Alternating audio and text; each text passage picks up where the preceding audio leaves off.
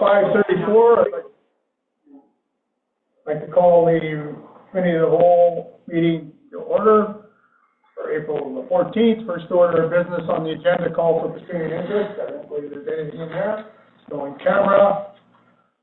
Second item would be, actually third item, agenda, additions, deletions. I have one, permission from everybody, 4.2, Community in Bloom. We have a delegation here with President Rash and some of the delegates. Does anybody have any other additions or deletions? That was 4.2? 4.2, correct. Not I. If not, can I get a motion to accept the agenda with that one addition, please? I will motion to accept the agenda with the one addition of 4.2, Communities in Bloom.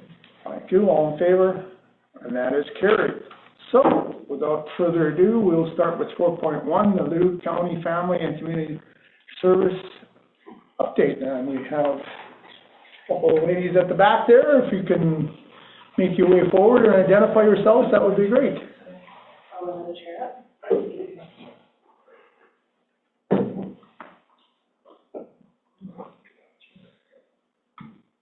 How do you like the new chair? Everybody knows these new chairs? That's comfy. I need to adjust it a bit, but I'll figure it out. Yeah, it's not a right now problem. Oh, okay. Couldn't have got the ones with the massage? Oh my goodness gracious. Let's explain that to our constituents. $2,300? A chair? Yeah. And All right, well, thank you very much for coming in today. And go ahead, the floor is yours. Thank you. My name's Sarah Russell. I'm the Manager of Community Support for Loup County FCSS. And I'm Carol Pavone, and I'm the Manager of Family Support Services with FCSS.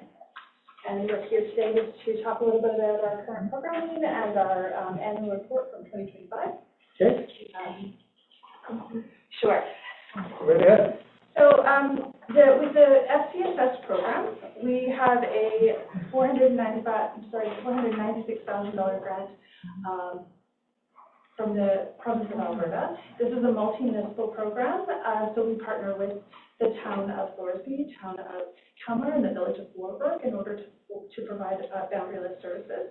And we are guided by 5 principles that are fundamental to program success: prevention, volunteerism, community development, local autonomy, and accountability.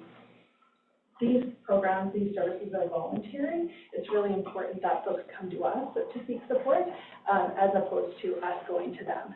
So I missed our first page here, our team, just a little overview of our team on the first page there. So we have a fairly large department.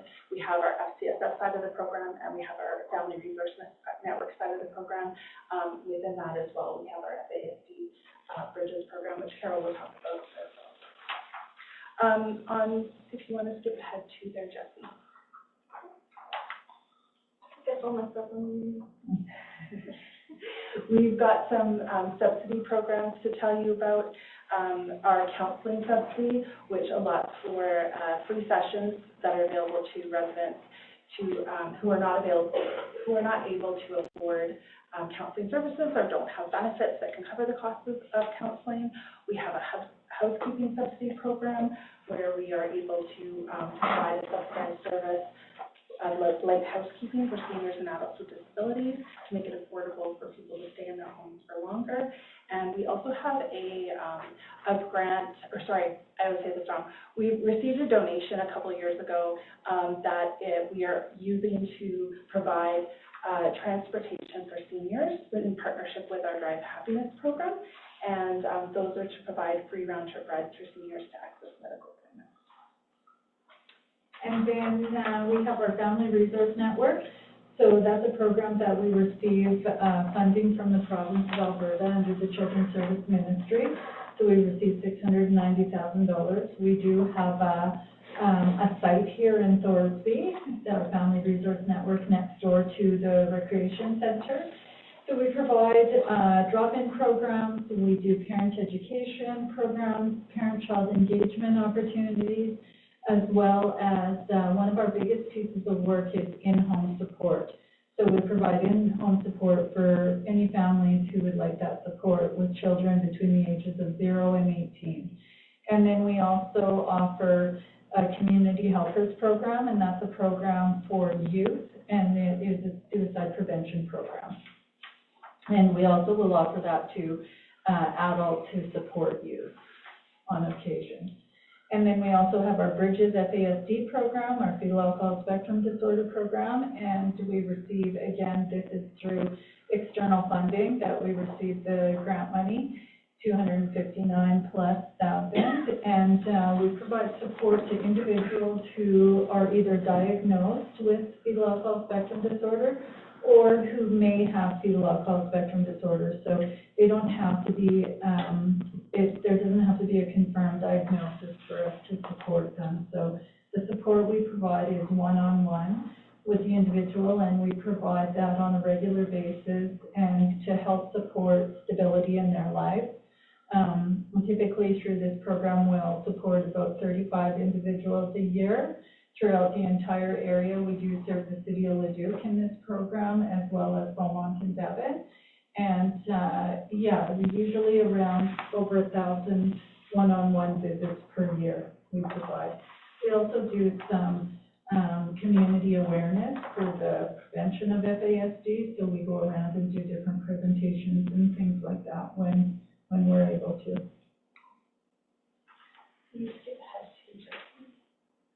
Yes, say out loud, because I'm not Okay. sorry looking at it, but I was going to say, next one. Sure. Yeah.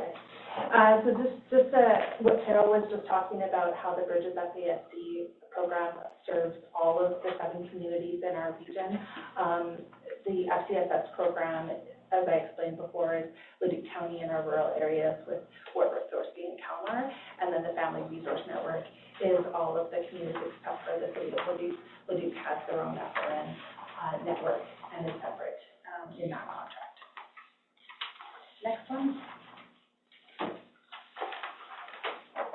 And then we just wanted to share some of our social framework value statements. These are continued value statements, and that we believe in capacity building and letting every resident have access and awareness to the program, and the families are provided with every opportunity to raise a healthy, active child in a quality community environment. And we foster healthy individuals and families, and those living in poverty will have access to healthy lifestyle through resources and supports in our communities. Some of our highlights from 2025, we updated our multi-municipal agreement with each of the communities. We're very happy to have that agreement renewed and refreshed. We also established an interagency group that is focused specifically on the rural communities, and we call that one our Interagency West. So we meet 3 times a year with social service professionals across the region and focusing on specific rural issues that folks are facing. A lot of the organizations do have and provide support to the larger centers such as Leduc and Beaumont and Devon, but we were finding that those interagency groups were really focused on the bigger city, bigger town issues and not the rural issues. So we're happy that this group has come together and that there's really active participation there to continue talking about rural issues that are facing our residents. We also developed a regional training resource guide for social professionals in our area, which we update regularly.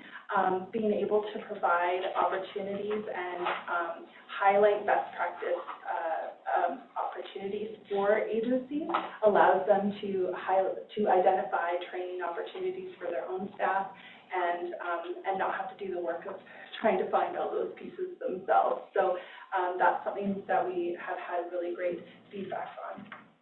Our Aging Well in Leduc County toolkit was started to be developed in 2024 with our workbook, and then in 2025 we developed a resource list and also a promotional video just to kind of get that into the community and let people know about the toolkit and how we can help support people aging in place in the community. Next page, the mental health topic under there, we've got a focus from 2025. We focused on establishing and creating more group opportunities, group counseling, peer support opportunities for folks. We find that that's an affordable way to engage with residents and allow them to address certain social issues that they see, so they can have a peer experience and understand and meet with people that are having the same challenges and the same successes. So that one there. Yeah, sure. The Early Childhood Development, Youth and Families.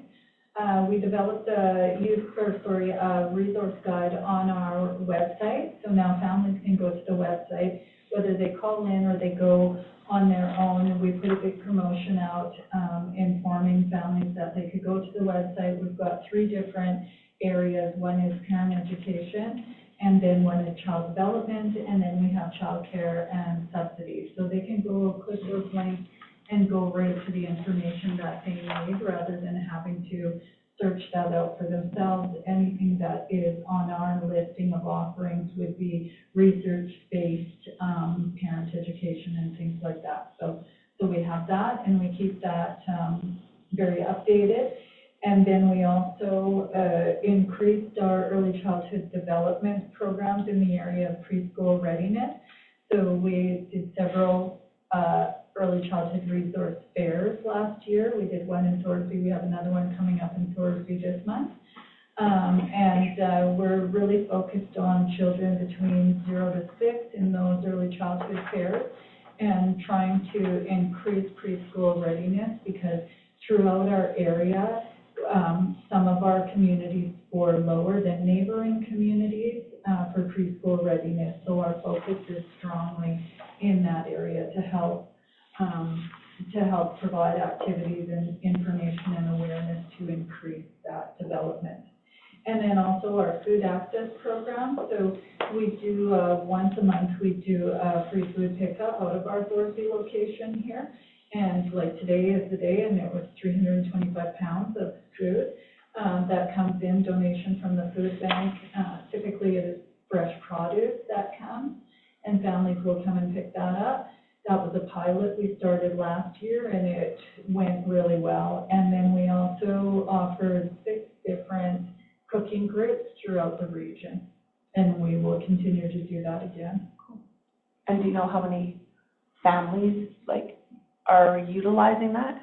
Yes, so we do keep those numbers, and we typically on a regular, like today, we opened at 2, we have people right there at 2, families right there at 2, but typically on that day we will get anywhere between 20 and 30 individuals come. And that's children too. It's children and youth who may come, and anybody who comes is welcome to take whatever it is that they would like, whatever we have. It's kind of a first come, first serve, but there's always enough really for everybody. And sometimes we'll, depending what's there, we'll wash some up and put containers and bags out and things like that for the children and youth to prepare their lunches for the week, like fruits and veggies and things like that too. Are you finding it's the same people coming all the time? Or are we getting a variety that some families need some more help than normal? I would say that we have a variety, so not all the families who come are known to us. And, we don't ask for any kind of criteria. No, like that. I mean, you would recognize the same families over and over and over. Yeah. But I mean, so other families out there, if they are having a bad month, but Absolutely. they can come and get. Yeah. Okay. Excellent. Yeah, so definitely new families, for sure. Did you actually go through all the food that you guys picked up, or that was delivered to you? We're open until 8 p.m. today, Yes. So it's not done yet. so it's not done yet. Yes, it's not done. Yeah, Tuesdays we're open. We do, I think I did mention that. We do our drop-in programs too. The drop-in programs in Thorsby are every Tuesday from 2 to 8, and then every Thursday from 9 to 4. Tuesday's our busiest day. Do you have people that can't get out? Do you deliver to them?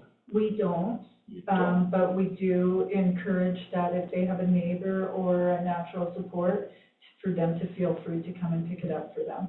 Okay. Yeah, that's no issue. Like I said, we don't ask anything like It's not income police level. or, No, Yeah, it's good. just, come in and No intake, basically. Yeah, help Yeah. yourself and, you know, and then we introduce ourselves, invite them in for coffee if they want. We always have free coffee there too, and see if there's any supports we can provide while they're there as well. Yeah. And then, okay, which one am I at? Okay, this one, just wanted to share with you that our Family Resource Network, so we've been in a contract for the last 6 years. We started with a 3-year contract, and it was extended to 6 years, like every year it got extended, but recently we had to put in a new submission. There was an application process. Our application is in right now, and we're waiting to hear probably mid-May. We will hear about whether we're successful or not in that application. And some of the biggest changes that we saw in this call for proposal was the youth development and resiliency, that the age has increased to 12, from 18 to 24. So what the province is looking for is some support with transition into adulthood. So we did put in that we're able to provide that and develop programs to meet those needs, if necessary in our area. And other than that, our programs would be very similar, still be providing the in-home support, parent-child engagement opportunities. There was this time there were specific percentages that we had to meet for criteria, so we couldn't go higher than 20% of the entire application for universal programs. So we had to have programs that were very targeted to individual needs and family needs. And then, like I explained, the school readiness is a big area of focus, and we're going to be providing 2 family literacy awareness events throughout the year, and so we've got to focus a regional initiative to support infant literacy, and several workshops throughout the year to support the preschool readiness.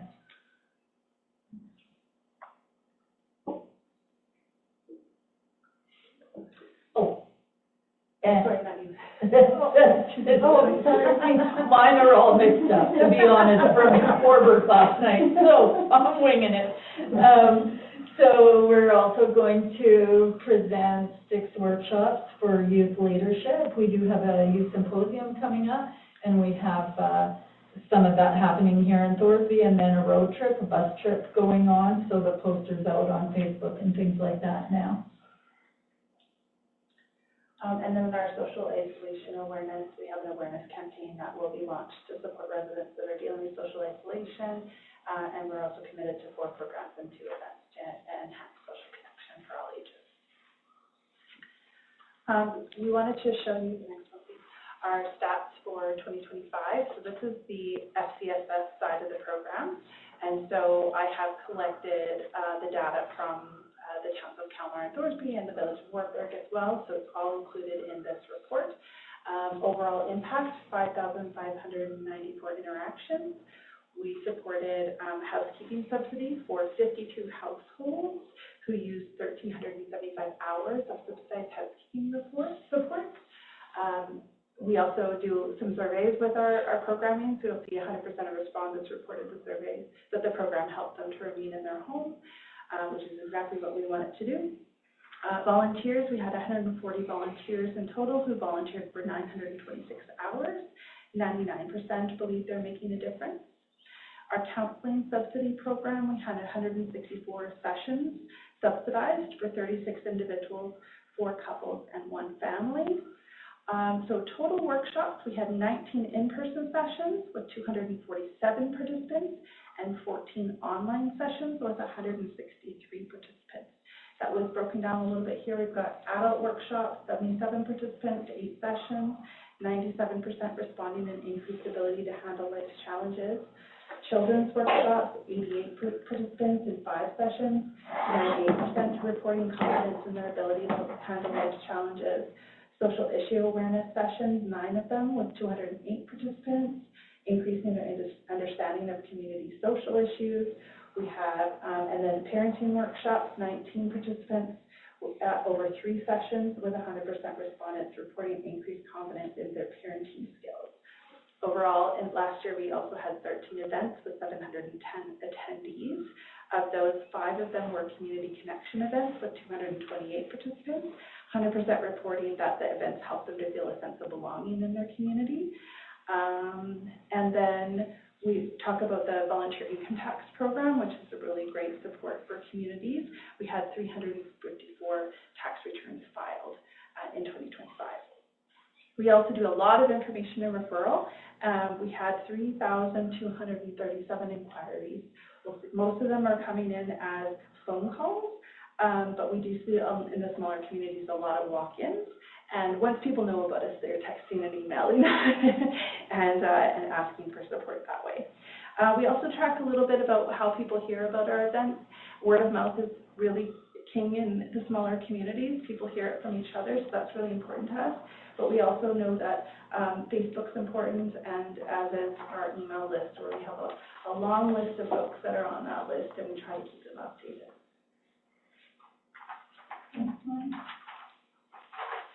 And then I wanted to give a little bit of stats on our Seniors Assisted Transportation Subsidy Program. So this one, as I said, is run on donations. So it's not something that's funded by FCSF, but we like to keep our stats a little bit separate. Talks a little bit about the eligibility, that people need to be 65 years plus, residents of our area, and that they need to be sufficiently mobile so that they can enter and exit the vehicle on their own. They are permitted to bring someone with them, so if they need a little bit of help, or either in and out of the vehicle or at their appointment, they're welcome to bring someone with them as an escort. We had 63 folks register to be a part of the program, but only 13 used a ride. And I would explain this in saying that people have this as a means to be prepared. I can access the program if and when I need it, but it's not typically for rides around town. It's for a ride to a specialist, a ride to a dentist appointment, a ride to optometrist. Things that are a little bit more far and few between, but are important to people, and they want to make sure that they have a ride if they're, if it falls through with their neighbor, if it falls through with their loved one. So like from here to your doctors? Absolutely. A lot of folks go to Edmonton for their bigger appointments to see a specialist, but then some folks will go to Leduc for sure. Or to Britain, like whatever community they're attached to when it comes to. Is that one way, or? It's a round trip ride that is covered through the program. Sometimes they'll get a different volunteer driving them back. It depends how long their appointment is and whether or not the volunteer can commit to both ways. And if the volunteer is from the area. Because a lot of times, we'll talk a little bit here, there were 11 volunteer drivers that assisted with those rides. Those 11 volunteer drivers are not all from our area. Most of them are actually from out of area, and they are coming in to pick up our residents, take them to their appointment, drive them home, and then go back home again. So we appreciate that, we value that, but we also know it's not super sustainable. So, if there are folks in the area who are available during the day and are willing to drive our residents, this is something that you're compensated for gas. And it's a really wonderful program, so we're always looking for folks who are available during the day for these types of things. So we did provide 47 round-trip rides during the year, and the usage also changed from the previous year. We actually saw less folks over the age of 80 accessing the program. The first couple of years, first year and a bit, it was definitely older folks that were using the service, and now it's the younger folks. And we think that that's great that they're feeling more comfortable with accessing the program, because it might just be, I can't drive today. I regularly drive, but I can't drive today because I have an appointment that's going to affect my ability to drive. And so the fact that they're using it for that one-off thing, we really appreciate that and recognize the value of that. Do seniors take priority between the younger ones and the older ones? So it doesn't matter as long as they're over the age of 65. The only reason why we differentiate the two age groups is because Leduc County decided that folks over 80 would be eligible for more rides. So they can actually use up to 10 free rides per year over the age of 80. Folks aren't using the maximum. They're using it as they need it, and they are trying to rely on their own natural support.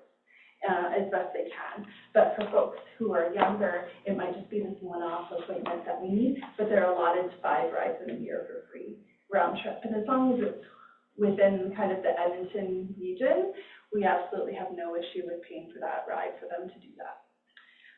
Yeah.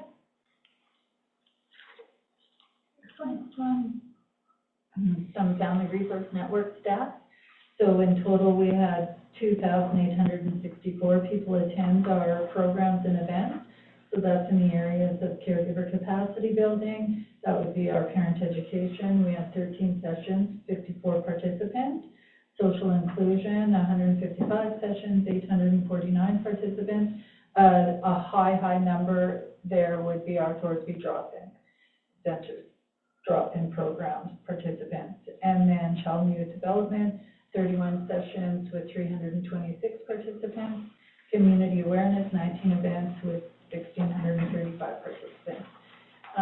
As I mentioned, our in-home support is a big piece of the work that we do, and we provided over 1,500 of hours in in-home visitation with 268 family members. So we used to track number of visits, but because some visits are more than an hour, we started to track that in hours, so that's new for us to track it in that way this year.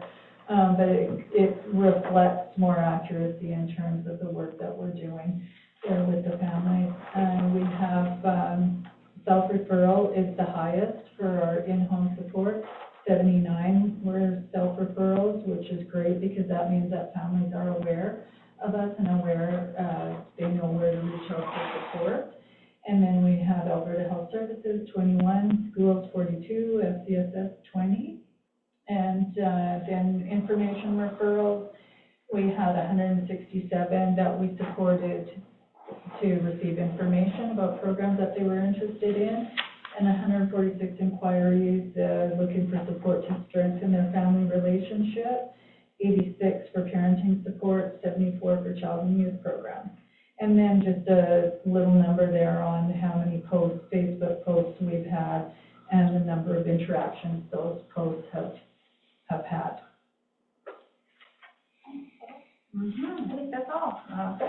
Happy to answer any questions. Yes, and I'd just like to say we really appreciate our partnerships here in Thorsby. We have great partnerships with the rec center and with the library, and we appreciate the spot we have for our Family Resource Network. It's very well utilized, and lots of times the people in town think it's an FCSS building, but you know, we're just happy that people are coming there. We've had anybody from somebody looking for help to apply for employment insurance to then families, and yeah. I have a quick question for you. You probably mentioned it and it flew over my head. Are you guys, like when you're advertising and stuff like that, are you tied to the school as well? We are. In what capacity? Like more to promote what you are? So we do go out to the schools to do family nights when we're invited as well. So we've done different things. We usually, here in Thorsby, we're usually here twice a year at the schools, and we go out to like I think it was the Meet the Teacher, the kindergarten, prior to kindergarten registration in May that we were at last, maybe. And then we also, they're on our mailing list, so they receive all of our posters, and we encourage them to share. We have a really good partnership and relationship with Family School Liaison Workers, Mental Health Capacity Building team, so that's where we get referrals from as well. And then with Black Gold, we went in on their conference days and things like that and did presentations about what it is we do and how to connect families to us. So, yeah, so we do get out and... So you have a really good reporter there, like with our 2 schools in town? Yes, like they will, lots of times we contact them to see what's available, or else the contact is made through the mental health capacity building team, because they usually are the ones who include us in the planning for the family nights and things like that, because they're the ones who are taking the lead on those. It's good to hear. Yeah. Well, thank you. Anybody have a question from the gallery? Wendy, would you like something? I don't have a question, but the new FCSS is awesome. I use Thorsby FCSS too, but it's really helped me with things that Brandon can't help me. Wonderful, thank you very much. Go ahead, Irene.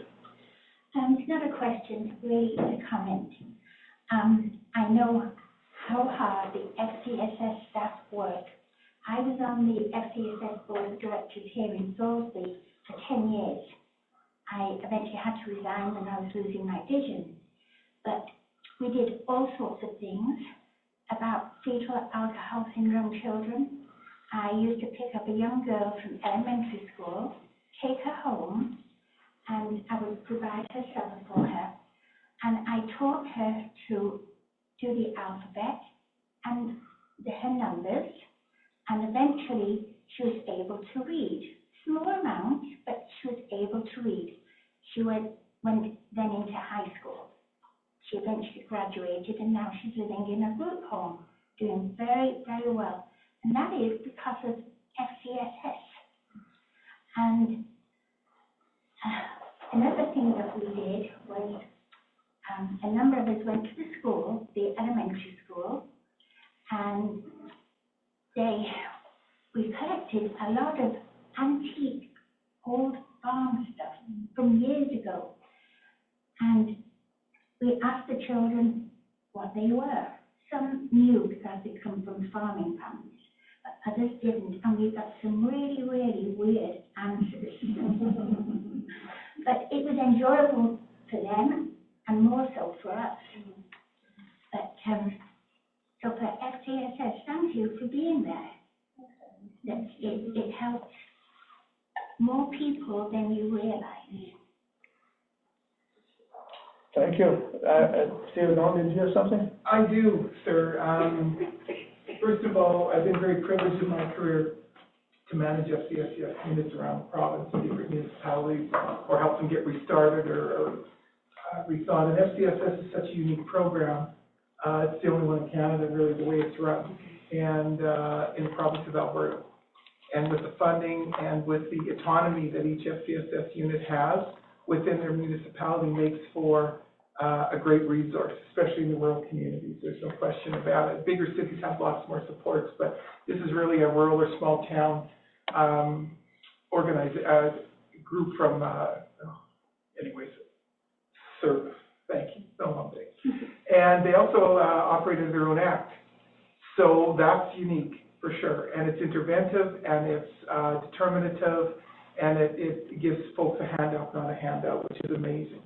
And I can say with great pride is that our relationship with the County FCSS is second to none. I mean that very sincerely.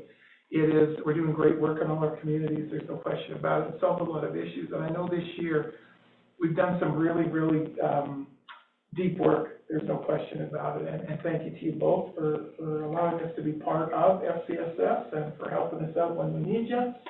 And Sarah, for pestering me in my office every time you come. I'm just kidding. You're great. And helping us out with our events, it's amazing. So this partnership we value very greatly, and the community values it very greatly. It is a necessary thing, and it's Alberta should be proud that they've allowed municipalities to run the programs how they see fit. So we appreciate your partnership. And here's 2026. Let's see what we can do. Thank you.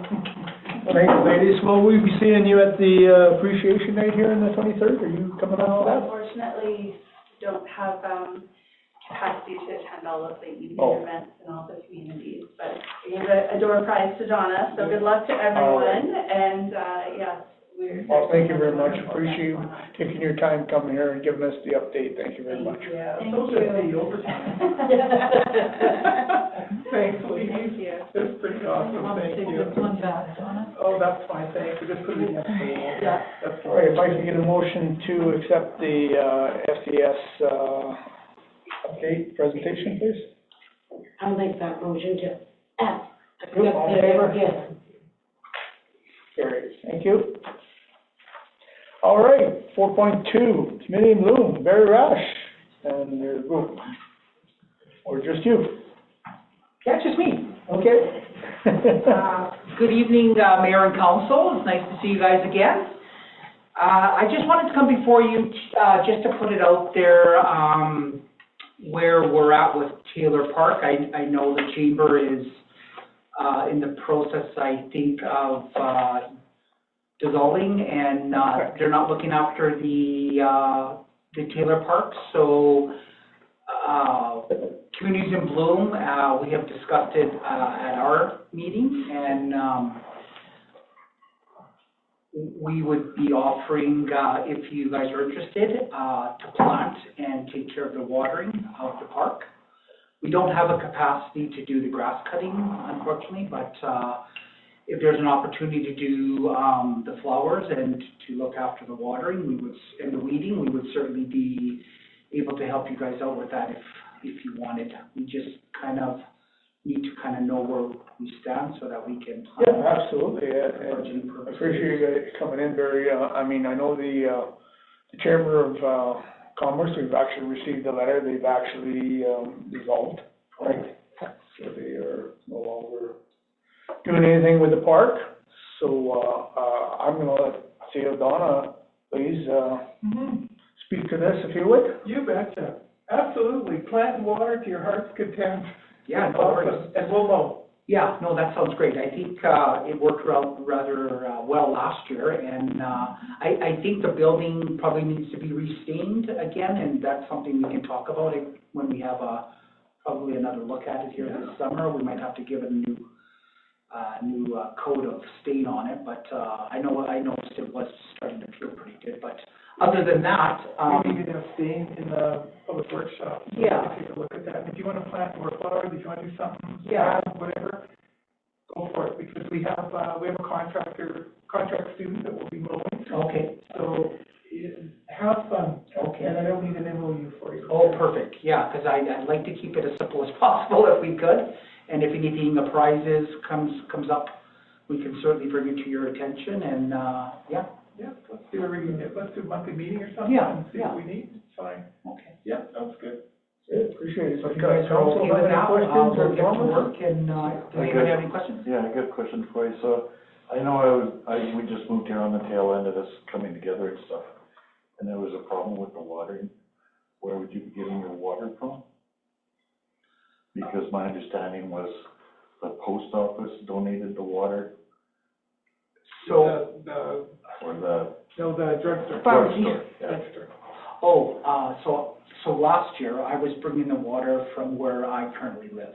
Okay, So I just bring it in two large, big garbage cans, and then I do the fertilizing and mixture at home, and then I just bring it in and go to town. It was the grass that you're referring to, not the flowers. yeah, the grass. Yeah. So how would you be doing that? Because it's a fair amount of water, right?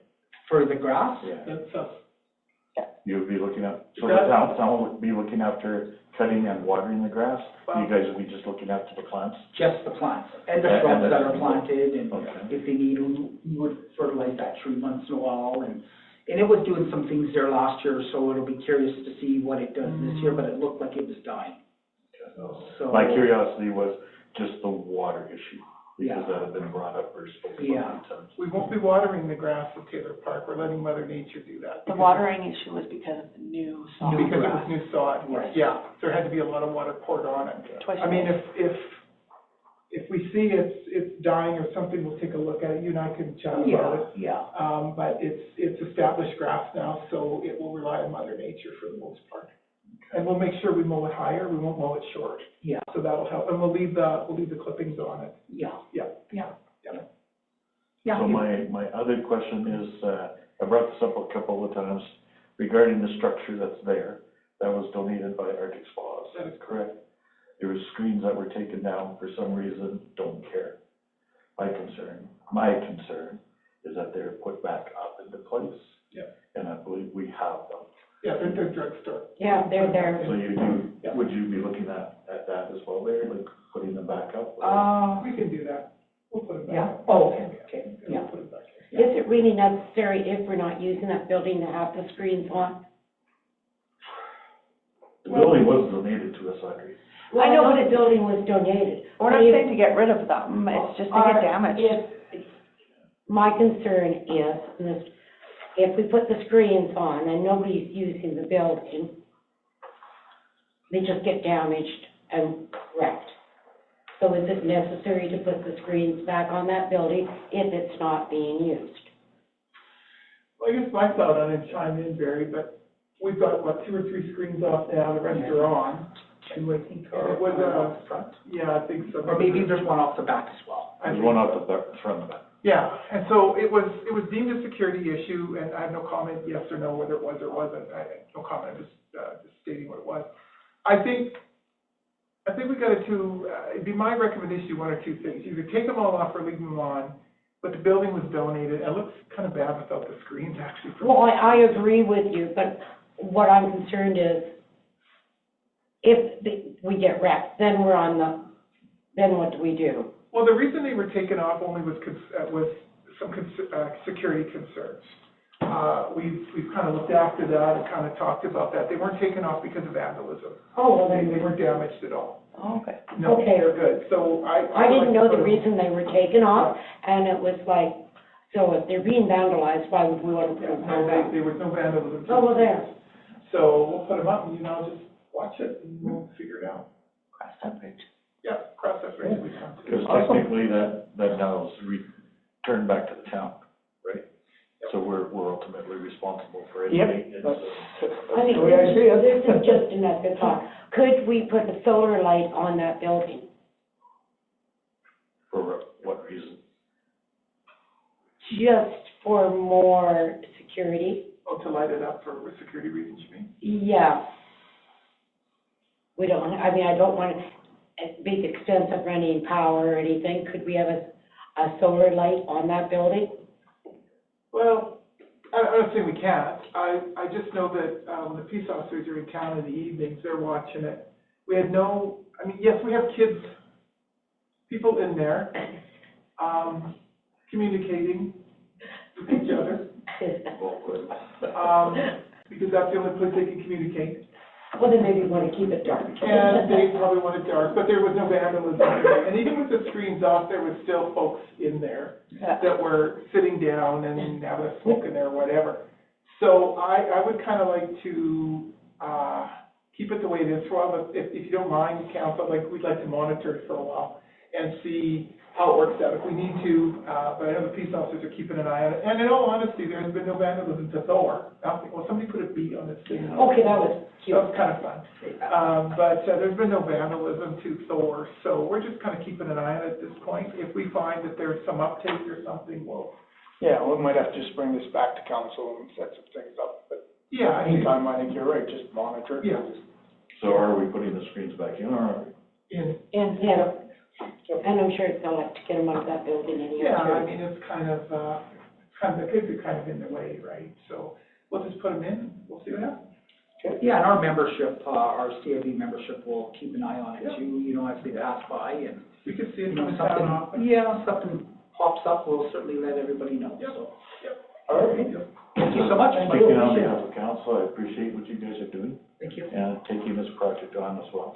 Well, we're here to help, so, happy to do that. Oh, another one's coming your way too, so don't get excited. Oh, okay.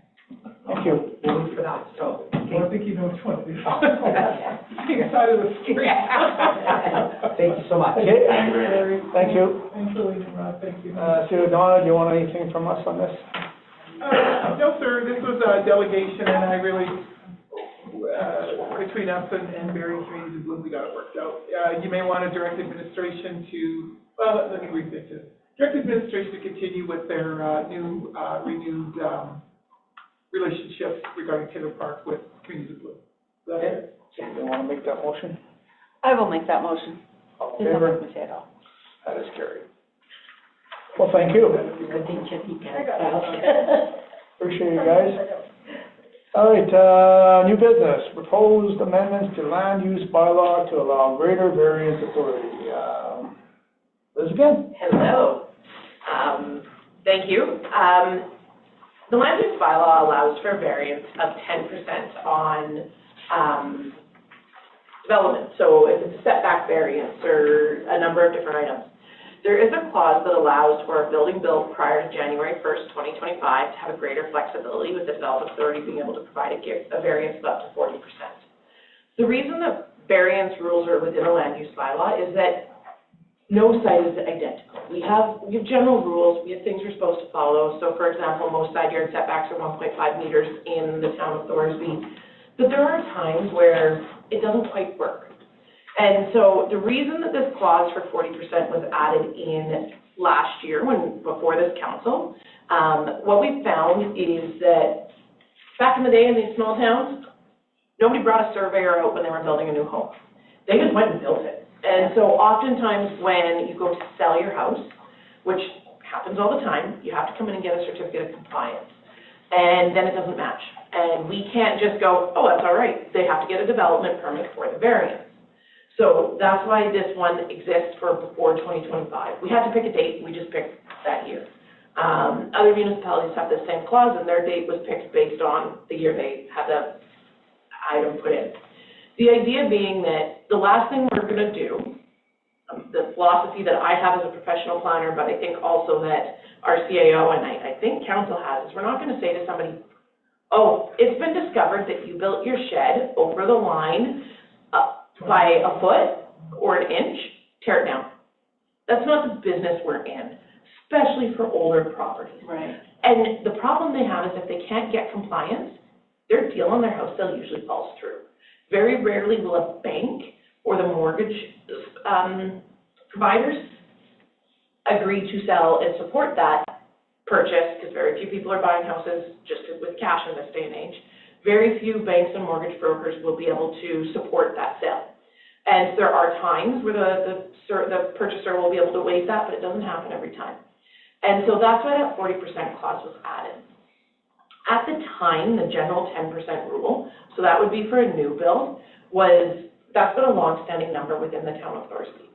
We did talk to council about increasing that either to 20 or 30%. So what we wanted to come back to council with is, under a new council, to have this conversation. And essentially, what we've done is a survey of other municipalities. You'll see that in the report. Many municipalities are that 20%, 25%. I work in some municipalities that are 40%. Some municipalities have what's called a municipal planning commission. Thorsby does not.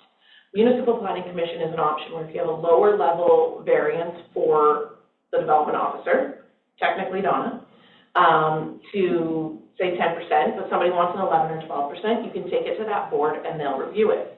The problem with that board is it costs money. It delays development timelines. By the time you have to schedule that meeting, you have to get something on it, you're really reducing the speed of development, which is not the goal in a small town. And it also costs money because you have to usually pay the people who sit on that board. So that's not a direction that we recommend going within the town of Thorsby. But what we are looking at is there the ability for these unique circumstances to have a greater variance? 20, 25, 30%, somewhere in there makes it easier for Donna, with my support, on evaluating options that are unique. It's important to know that if you do a variance, it is advertised to neighbors directly adjacent so that they're aware of it and they have the opportunity to appeal it. And so there's still processes that are followed.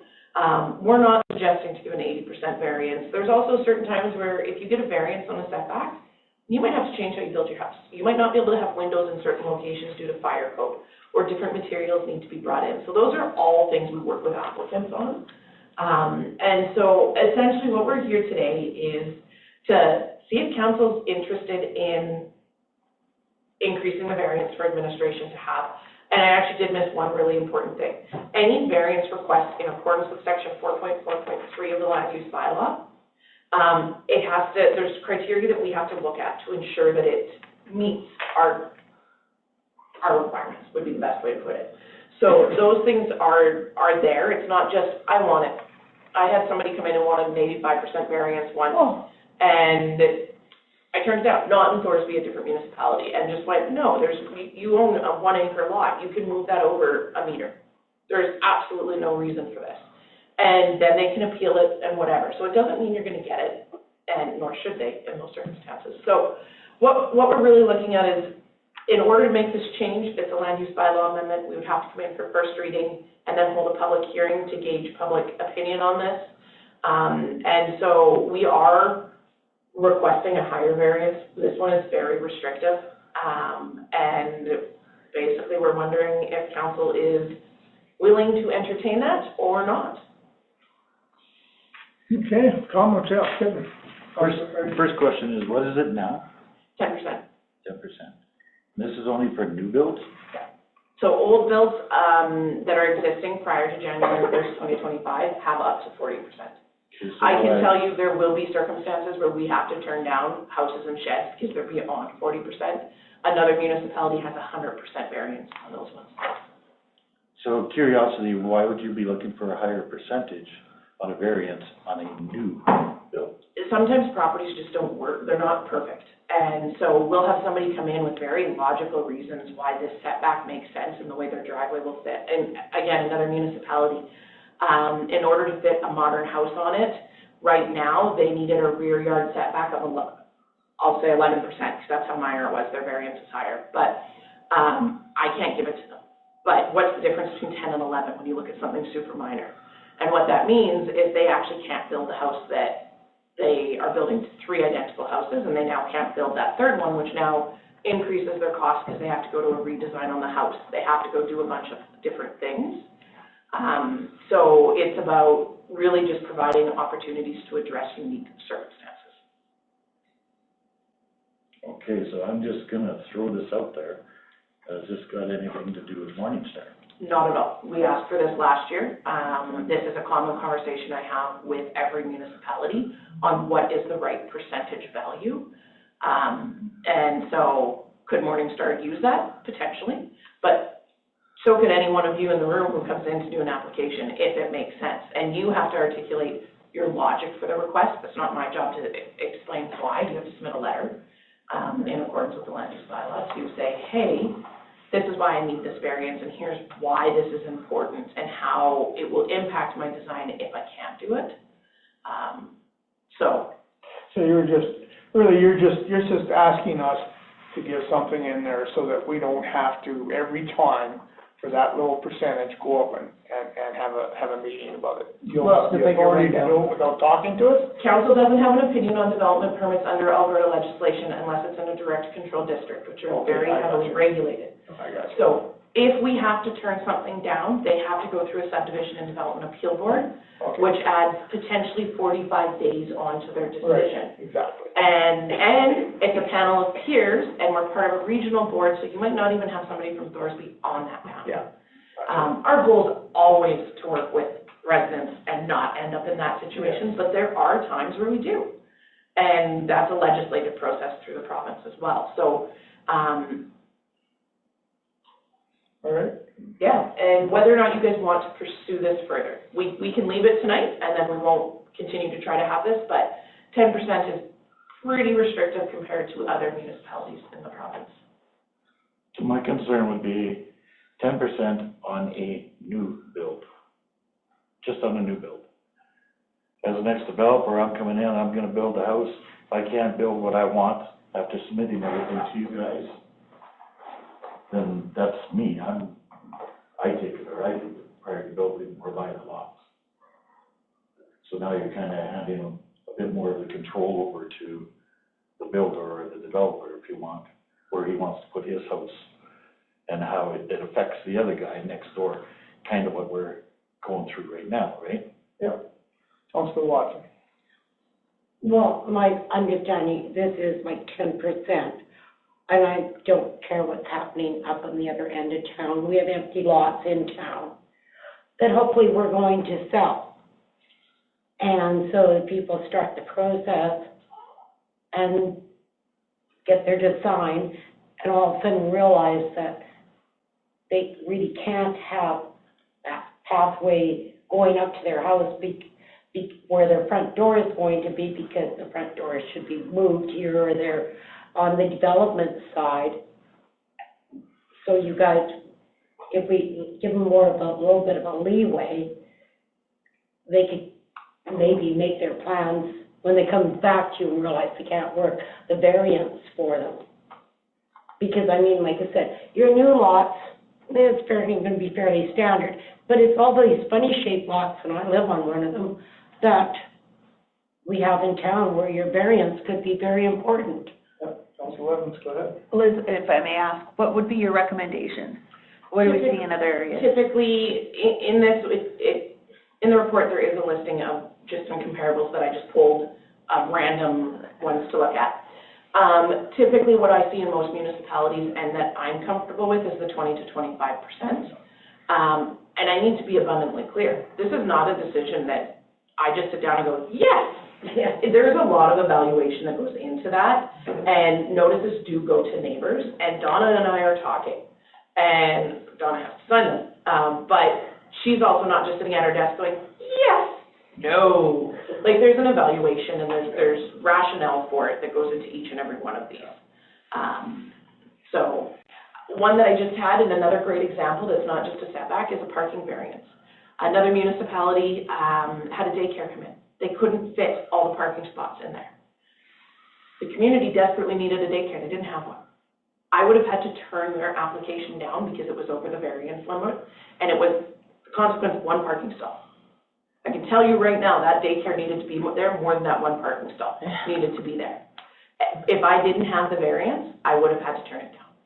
And so just a non-setback item, like there's other elements that can have variances, and that's the discretion that's part of it. And I can further add too, as a former chair of an SDAB board in the city of Leduc for 6 years, a lot of times, because the development officer didn't have enough discretion on the variance, didn't have enough starting discretion on the variance without coming to us, in most of the decisions we made, because subdivision appeals a quasi-judicial board, we granted the variance because it made no sense to hem that particular house in. So you really, or that particular building structure in. So you really don't want to be sitting in a subdivision appeal board because everybody has to be paid. It'll take forever. Yeah. So, Councilor Bush, what do you guys think? Yeah. I'd like to motion that we go ahead and move it to 25%. It's at the discretion of our administration, right? That's what we hired them for. We're the development authority. And there will still be a council approval bylaw process, so just like we did tonight, there will be a public hearing. This will be advertised to the whole community, and people have the right to come give feedback on this if they so choose. The reality is this isn't something most people care about until they care about it. Right? So once you have this problem and you're told, oh, you can't do that, or whatever the case be, then all of a sudden this really matters. How does everybody else feel before we make the motion? I'm fine with that. I mean, like you said, there's a lot more to it than that, so Councilor Adams, what do you think? I'd like to sit on it. We can do Shoot that. over. Like, I understand exactly what you're saying. And what For do 10%, you, but 90% of the time, it falls on the person that's building the house. You're not gonna purchase a lot without already pre-looking at a house, finding a contractor, finding a builder, finding an engineer to put all this stuff onto it. So if it comes to an empty lot, I have no issues, because then the builder is responsible for moving within your allowances that you've allowed. But. so when you're saying you'd rather sit on it, you want some more information, or you? Yeah, I'd give it some more time. Like, are we talking about certain lots in town in general? No, we would look at doing a variance that allows for up to whatever number. And I would just reiterate that if council does choose to proceed at this point, it doesn't mean it's getting in the bylaw. There's still a first reading, public hearing, second and third reading.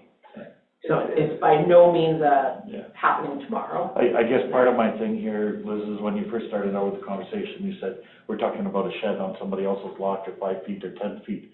That's a totally different thing from a new build. Can you bring back some more information to us, like, what other municipalities are doing, maybe? That's all. We have that in here, so I don't know what. 20 to 30%. Like, could we even look at splitting it up, in your opinion, to where we're making 2 motions here, where we're talking about sheds and fences and stuff, and then new builds? Well, we're not gonna vote on it today anyhow. No, I mean, but we're just gonna in bring it back, the, yeah. like, what I'm seeing is 2 different variances. right? So like if I were to buy a house and there's a shed on it and you want this variance and blah, blah, blah, yeah, you can get your RPR and all this other stuff, and then you start fighting with the neighbor and blah, blah, So blah. we have that clause right now for up to 40%. Yeah. We have that. So if your building was built prior to January 1st, 2025, and you can prove that that structure was there, which is very easy to do with Google Earth, by the way, thank God for that one, we can process it up to 40% on a house Okay, or. I thought you said 10% right now. No, No. so that's in the report as well, that it talks about, and we did attach the section of the land use bylaw. I'm gonna sneeze, sorry. We did, no, I'm good, I'm also prepared. We did include that there is that difference, there is a clause right now for something that's an existing, potentially older. We could have gone 1972, at the council last time just went, let's go with the start of this year, which was 2025. It was a very easy cutoff. Okay, so we're not looking at changing that 40% Nope, on the old clause? nope, not unless council wants to. Okay, so we can leave that as standing, because that's already in. Yep. So then we would just be looking at new builds. And it's I'm not just trying to be- residential, yeah. right, it's not just residential, you can vary anything with a number. You can never vary use, the only individuals who can make a choice on use is council by a unanimous decision through a first hearing, public, second, and third reading. But this is about the parking example I gave. We've had buildings that, the roof pitch doesn't work, and because it puts them 4 inches over that variance. Yet, when you look at it from a design perspective, it's a great design. And that pitch would matter, and that's architectural design costs and all of these other things that start to become part of that. Right. So that's where this is. Okay, well, either way, we can't vote it on this one, so all we're gonna do here at this one is to, direct you guys to bring it back on the 28th, at which time we'll make a decision at that time, whether it's gonna be Do you have any 20, other 25, information whatever. for it though? Other than what you're I providing don't here? think so. I would say No. that 10% is one of the lowest, especially without an MPC. The costs and challenges of adding an MPC are not recommended Yeah. to a smaller town. Nobody wins. Your construction season is so small, to have to get that just doesn't make sense. So basically, we're not going to be asking you for any more information, because this is it. Yeah. Yeah. So I would suggest we just say that we're gonna bring it back on the 28th, and we'll decide what percentage we're gonna give it that time. Is that logical? Or can we do it this time? Can we vote, make a We can't motion? vote on it because it's a cow, so we can't. Okay, right. I would suggest, Your Worship, I like the motion, and if the council has any questions, before the regular meeting, to direct them to me, and Liz and I can incorporate them into the RFD. If you're reading this and going, what about, just direct your questions to us, and we can add them to the request for decision on regular. Okay, perfect. Somebody want to make that motion? I'll make that motion. Thank you. All in favor? Do you need that? Sorry, I'm gonna need some sort of wording. Are we going with any of the wording that's in the recommendation? Well, I'll make the motion to carry over the proposed amendments to the land use bylaw. I can't say carry over your. Yeah, sorry, Oh, wait, direct sorry. administration. Direct us to, bring this. Bring it back to the next meeting Bring on the this report. 28th. You got it. There you go. Thank you. You're All very right. welcome. All in favor? Friendly amendment, Carried. Your Worship, for Councillor Carey, and also to direct, to indicate to council if they have any changes or any concerns. To bring them to before the council. 28th. On the 28th, okay. That's all right? Okay. Thank you. Thank you. We Now, have a vote on Your Worship, we need to vote on the amendment. it? Okay. All in favor? That is carried for the third time. We'll get it yet. Definitely. Thank you. Okay, Moving right along. moving on now, audit. Thank you for, waiting and putting through all this stuff here, appreciate it, sorry it took so long to get you in here, but, if you wouldn't mind introducing yourself to the council and. So I'm Michael Unger. I'm auditor at the firm St. Arnaud Pinson Steeman. I've been on audit for a few years. Talk louder, sorry. I have hearing aids, but it's okay. Sorry, I'm Michael Unger, from St. Arnaud, Pinson Steeman, so the auditing firm. Thanks for having me. Yeah, go ahead, you've got the floor. Awesome. So first off, thanks to Donna, Cindy, and team for their hard work and support throughout the audit. Everything went well. Very smooth. Everything was ready for us. All our questions were answered, and there was no significant issues that we found. So I'll start with the audit results report. This one here.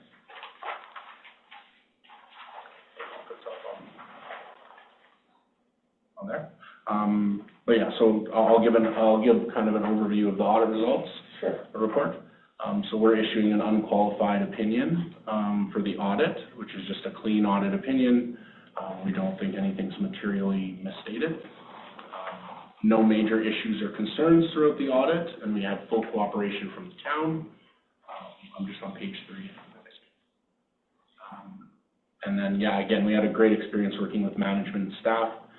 We'd like to thank the team and for their organization and support. It's always great to work with them, and we got everything we needed. There were no significant unusual transactions to note, no material alternative accounting treatments in the year, and no disagreements with management. Overall, no serious difficulties encountered, and nothing significant that needed to be disclosed. No fraud or illegal acts were noted or came up through discussions with internal management. I always like to take the opportunity now to ask council if they're aware of any fraud or illegal acts in the town.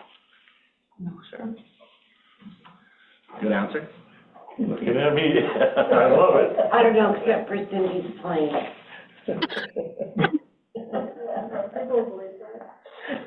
On the next page, there's no subsequent events that we're aware of and no related party transactions to note.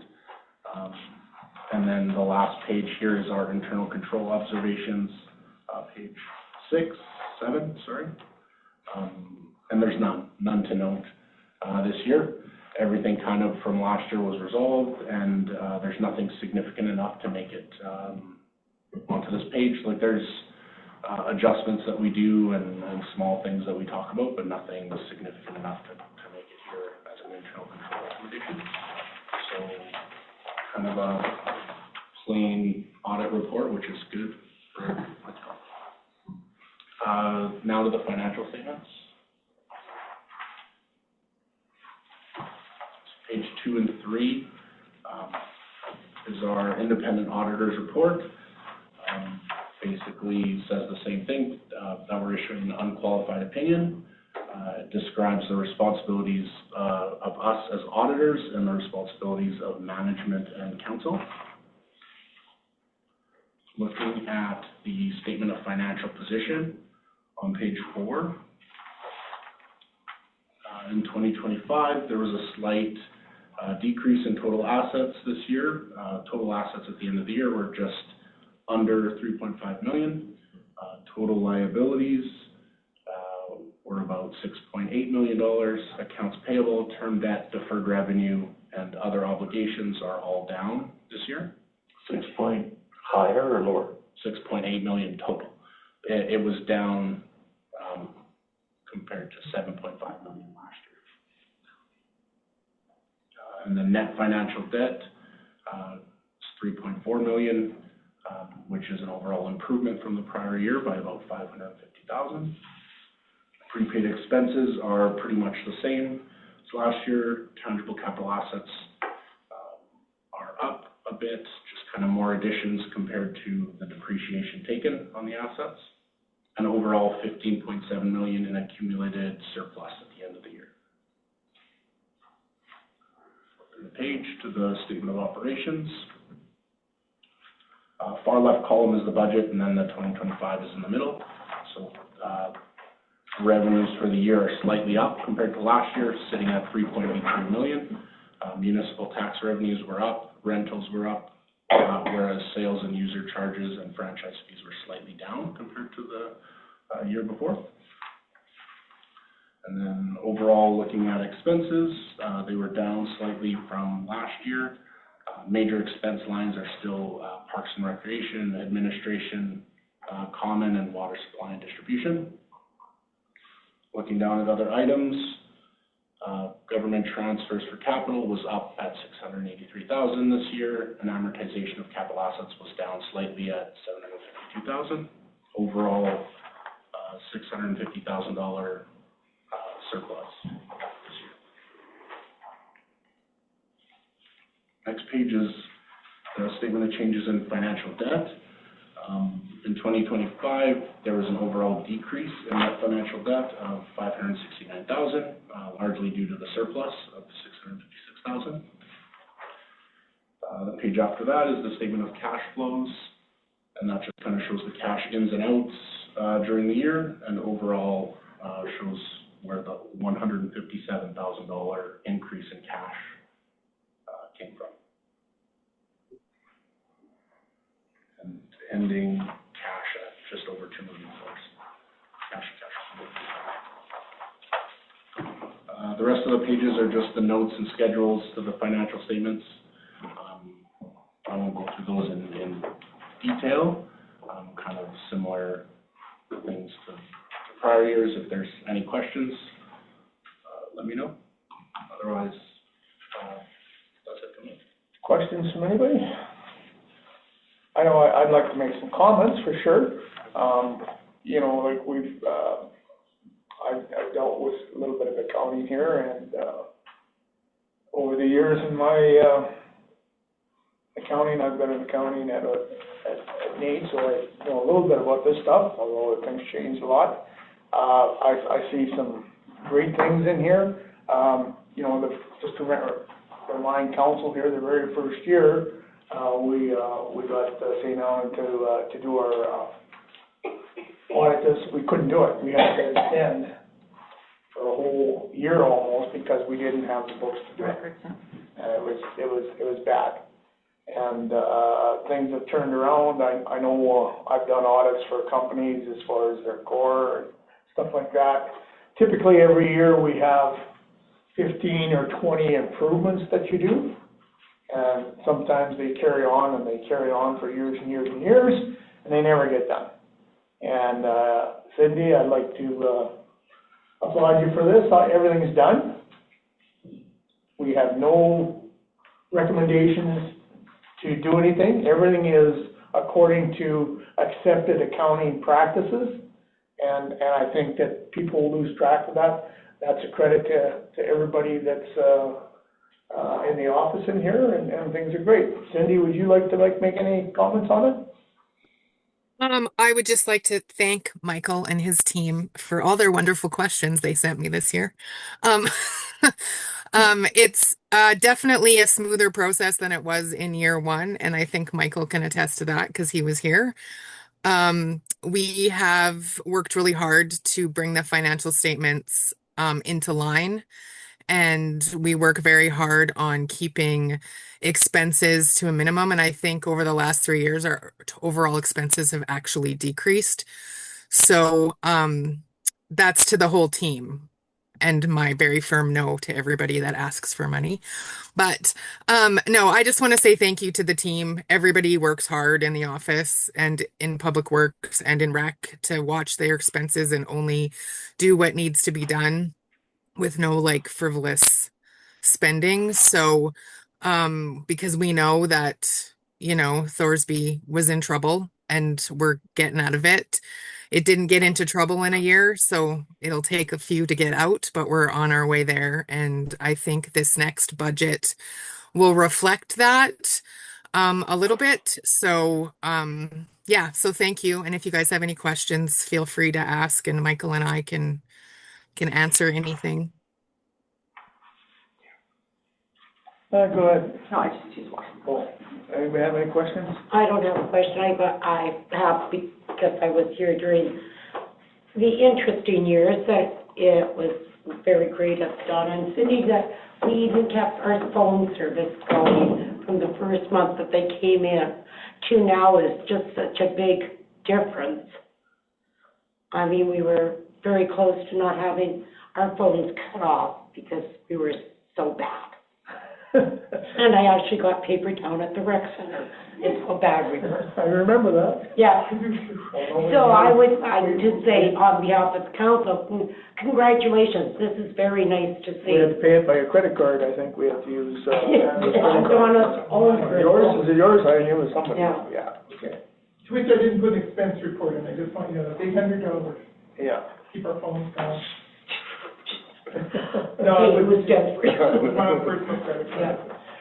But, I mean, if anybody has any questions, they can review it here. I mean, we're just going to, make a motion to accept it as for information, and then we're gonna bring it back and vote on it and accept it.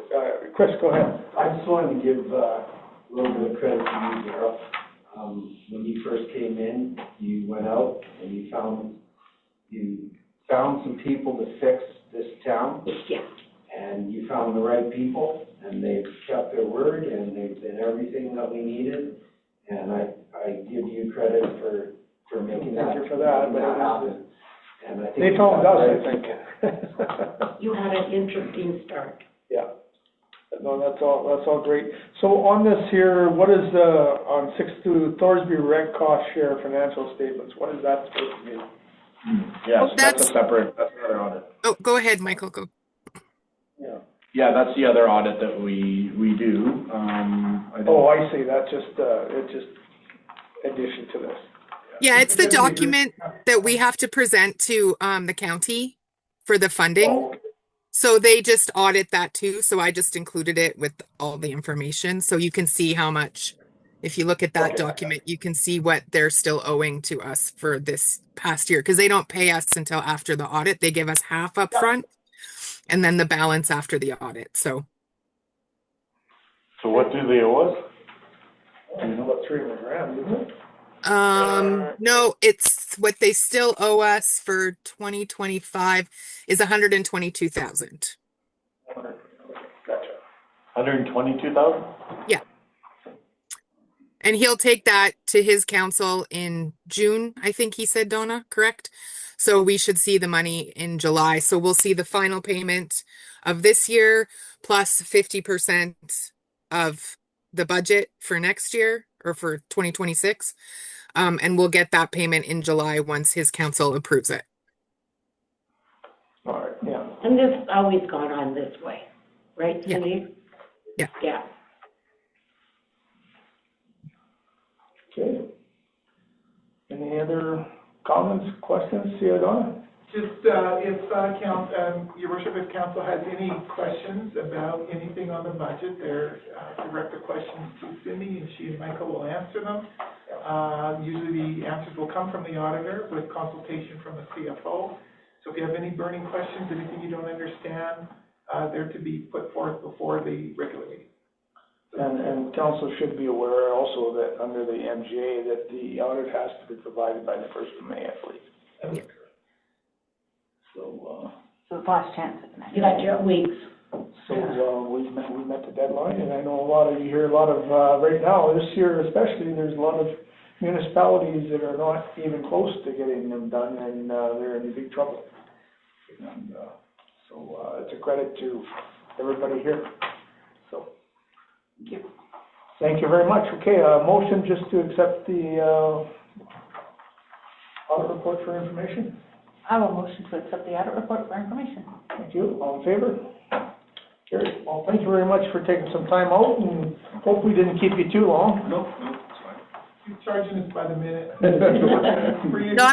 Donna owes him lunch now because she said he'd be on at 6 and it's almost 7. At the workshop here in Edmonton, you and for sure. Just a kudos to you, Michael, and to Jeanette, to your firm. We have a very good relationship with Jammu County, a good relationship with not only Michael, but Rebecca, I believe we got to meet him. And he's an auditor by trade, so he's the one, along with you, Michael, to ask all the questions. I think we wore him down. This year, yeah. I kept him late one night to chat. I kept him late past 6:30. I kept him. Anyways, we like that. We like you too. But credit to your accounting firm, please. And your you just made partner. I did, yes. Congratulations. So, as a partner, on behalf of our team, We send you, great, thanks for your work and great, appreciation for, helping us all these years. And we look forward to more from you in the years to come. Yeah, for sure. And thank you. Thank Thank you, you. Cindy. Thank you, Appreciate Michael. it. That was a good start back. All right, as I said, we'll bring that back on the 28th to approve it, so. That is correct. Okay, 6.3, assessment model review, a letter from Honorable Dan Williams, Municipal Affairs. Say, Don, you want to comment on that for us? Yeah, this is just a heads up, but you need to know it because we have to pay attention to it as well, your worship, through the council. So they've been wanting to modernize the regulated property assessment framework through the assessment model review, and that means changing the assessment regulation that the assessors work underneath. So the policy changes being conducted through this model review currently are expected to affect regulated property, which includes telecommunications, cable, railways, electric power systems, wells, pipelines, machinery, and equipment. And some of that stems from the reclaimed well situations that are going on in the province as well. The key policy changes, I see police here. Policy changes, there's no police involved in this, is standardizing the assessment rates where feasible to make assessments more predictable, to update assessment models on a regular schedule to reflect changes in technology and construction practices, setting more consistent rules by clarifying when construction is considered finished for purposes of assessment, making sure actual construction costs are included, and creating a provincial benchmark to fairly adjust labor-related construction costs in remote areas. Now, these are the assessor issues they have to deal with. And introducing penalties for owners who do not provide required assessment information on time. There's lots out there that will not provide. When do you see these guys? You know, I've never seen a guy in 35 years that I've been in town here. Our assessor's out here. He comes out. They also do a lot of Google mapping and that sort of stuff, but he tries to get to all the communities. It must be pretty sneaky because They are. Yeah, no. They are. I don't even know Well, in when this- they're here. Sorry, this is just for like the pipelines, the power lines. This is for the regulated stuff that comes from the government of Alberta. This actually, our assessor doesn't assess this stuff. The government assessors do. I thought you were talking about No. homes here. No, that's why I mentioned the wells and the abandoned wells. Okay, and that sort I of stuff. gotcha. But they are creating this assessment review model and updating it. So, you know, Petrus is out here and a few others and all that sort of stuff. So that's what's going on with them. So the rules will be effective for the 2027 tax year. And after the date, the rules will also apply to the development of updated assessment models for each individual regulated property. So accordingly, they don't expect to be significant assessment changes. So I put in there for you ahead of time is their model review, the models in here, the depreciation, the key changes. That's their bulletin. I try to include your bulletins for you. And of course, they can go to any assessed persons under this particular model could go to the Tribunal Review Board. And they take place effective January 1st, 2027. So that's just understanding that the policy changes are here. That's why we keep these bulletins. So that's basically just an update for you. All right, thank you. I got a question for council. Do you guys get any of these emails from these guys? Not this one, I didn't know. I just wondered, because it's addressed, dear chief elected officials. I get them. You're supposed to from the minister, sir. Councils do not. Councils do not get them? Do not get them, no. Okay. No, that's protocol. I wondered that. I mean, I always bring them to council, but I just, I wondered, why they would address it that way if you guys don't get it, but, Hierarchy. okay. I guess, it's related but not related. Can I bring my phone in and ask about some of the emails I'm getting? About training sessions and, Or you come see me about it. okay, well, I look at it and it's like, yeah. Okay. Well, it's interesting. I just, like I said, I bring everyone that I get, but I just wonder why you guys don't get it. No, they're not allowed to get an actual protocol. It's just like, if I want to get something through to the minister, I can talk to the minister's chief of staff, because we're kind of CAO to CAO, but I cannot walk in and talk to the minister without the mayor coming with me. So it's just protocol. So the minister sends to the chief elected official. Okay. All right, well, thanks for that. Okay, anybody have any other comments Not, can I get a motion to, accept this for information? I'll make that motion, that that's for information. Thank you, all in favor? Aye. Carries. I don't know what it says, but okay. And they're Well, it gonna, doesn't really pertain to us. well, it doesn't It does, essentially, but yeah. it doesn't. Yeah, It does and it doesn't. yeah, exactly. We can't do anything about it. Welcome to our world in administration. Yeah. I'm assuming that when we get all these information or emails, whatever, I look for the important one from Donna going, you're gonna attend that. Yeah, we don't filter any, your worship, just to substantiate, we don't filter anything out that you need to know at all. When it's directed to council, but we always send everything through the mayor, and then once it goes through the mayor, it comes to the council table. Yep, and that's what I look for. All right. 6.4, website updates. It's schmexy. I saw it when we had to go get our agendas and stuff. What's that? Who wants to come with that? Here, Donna or Jesse? I'm gonna turn this over to Ledge Jeff, because she's been instrumental in working with the team and, instrumental in looking after this website. CFO Cindy, if you want to comment as well, if we need that in, so, go ahead, Jeff. I already did that with the check. I'm very Thank good. you. I've got mine for the up there too. It's good. So I called this website updates just to make it a little bit more concise. So really, there are three major, changes / new additions to our online support. The first one, obviously, being new website, yay! When I was talking about updates, I just didn't want to go into a whole lot of detail until I knew what it looked like and I got in the back end, which I didn't get to do until after our last council meeting. So, our whole website has significantly changed from a design perspective. The information inside has also mostly significantly changed. So, as you're exploring through it, some maybe key changes you can see is that before it was probably a little bit confusing to be, where exactly is a community peace officer service request submission. Now, some people would click on this and then find it in the sub-menu, but it wouldn't show you where it was before. It would just be, you'd have to guess. I would guess that it's probably there, reasonably, or I would guess that, development permit information is under planning and development, et cetera, et cetera. This just tells you exactly what the sub-pages are.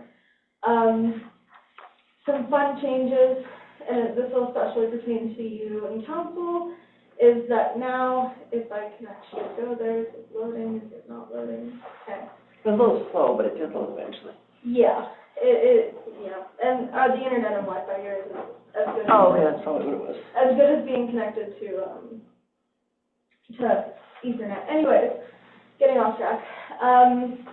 Council can now just access their minutes and agendas straight from this page. That's it. So you go to our website, you go to council, minutes and agendas, it's right there. So before, you'd have to go to the second website, look on the calendar, click on the day, and then get the agenda that way. In this case, and what I've been using so far tonight, is you would just hit the agenda, it's all right there. It's not all in one package, so we're going to talk about that. But in this case, if you're just using your computers, super easy for you to just pull up. Here's the RFD for the Libby County FCSS business, right? So you're not clicking through a whole bunch of different websites anymore. It's all just right there. Make my way back. So I could spend hours going through everything that has changed, but we don't want that. So just know that. Why did you take away the calendar? Sorry? Why did you take away the calendar? Do you know the secondary website? On the first website, you had a calendar there. You could just bring it up and it said cow meeting, regular meeting, special meetings. So I can go a little bit more into that. So if you go into council meetings, it has its own calendar. Okay. There's also the front page calendar, the events calendar, which also has all of the upcoming meetings. So you won't see it right here because it's technically past according to the calendar system, but you can see if you hover over everything that's going on in those days. So it'll only show the first for upcoming things, which will usually always be pickup for, our garbage, organics, and recycling, right? It just happens every week or every couple weeks. So yes, there is still calendars for everything. There's even some more new interesting calendars in there for other things. I won't go through everything. For council, what's really important is, one, where you access your minutes and agendas. So I want to sort of iterate that in order for me to add these into this table, I have to go into the back-end program and recreate every agenda by hand. So essentially, if I were to do the process that I do tonight, but I do for every single agenda. I deem that is not necessarily a worthy cause of time. So what I did is up until February 2022, because those are all the agendas that I know for certain I have compiled properly since I started working here, we have all of them here. So you can go in, you can find all of your up to, sorry, not even February, January of 2022. I have all of your minutes and agendas, all of them. And then that goes up to when I started using this program, which was March of this year. So from that point on, everything will be on this table. If you're looking for something before, you can find it and just clicking this link. If you just want to ask me for it too, you can ask me for it, right? The public has every right to have access to minutes, so if they want to go back and look at, if I have it, some sort of set of minutes from 2005, they have the right to ask for that. So I'm not going to deny people that, and they can find my contact information here. One thing that I thought we were going to have, that I didn't realize we weren't going to have, is I thought we would be able to watch the agenda straight from this page and stop using Zoom for it. That's an outdated version of our provider's program that they were using, and then they don't have that service for us. And then here with the videos, unfortunately, it's going to show this video tab. There's not going to be videos that you can click on here, but they are still all available on our YouTube. So this will be on the YouTube. You can find it. You can click on any of them there. I have them categorized by year, so you will still be able to locate anything and everything. You're not getting any less information. It's just going to look different. Now, I printed you all, and you have in front of you some instructions to be able to download the PDF package. So as you can see when I pulled it up, it didn't pull it up like a full PDF package where you can scroll down and it shows it all in order, right? That's just because that's just not the way that works. In order to do that, you do have your own login to our Minutes and Agendas program. You may not use it. If you're using this computer and you're using that and you find that works for you, you may never touch this. But if you want to go print off the package and have a physical copy that you have at home, you're going to want to have the package because that page isn't going to do it for you, right? So on your instructions, you can see on page 2, don't give anybody your username and password, but your username and password is on a sticky note for you there. These instructions go by detail how to get in and how to download the PDF package, and it's incredibly easy. I can run it through if you guys want me to. But if you have any questions about it or you need any help with it, you can always let me know, right? Give me a call, stop by the office, I'll walk you through it. Again, it's not any less information, it's just how you're able to get that information. Do you want it all at once? Different now. Yeah, like do you want it all at once or do you just want to access it off the website super easy like that? So it'd just be if you felt you needed to use that. Perfect, thank you.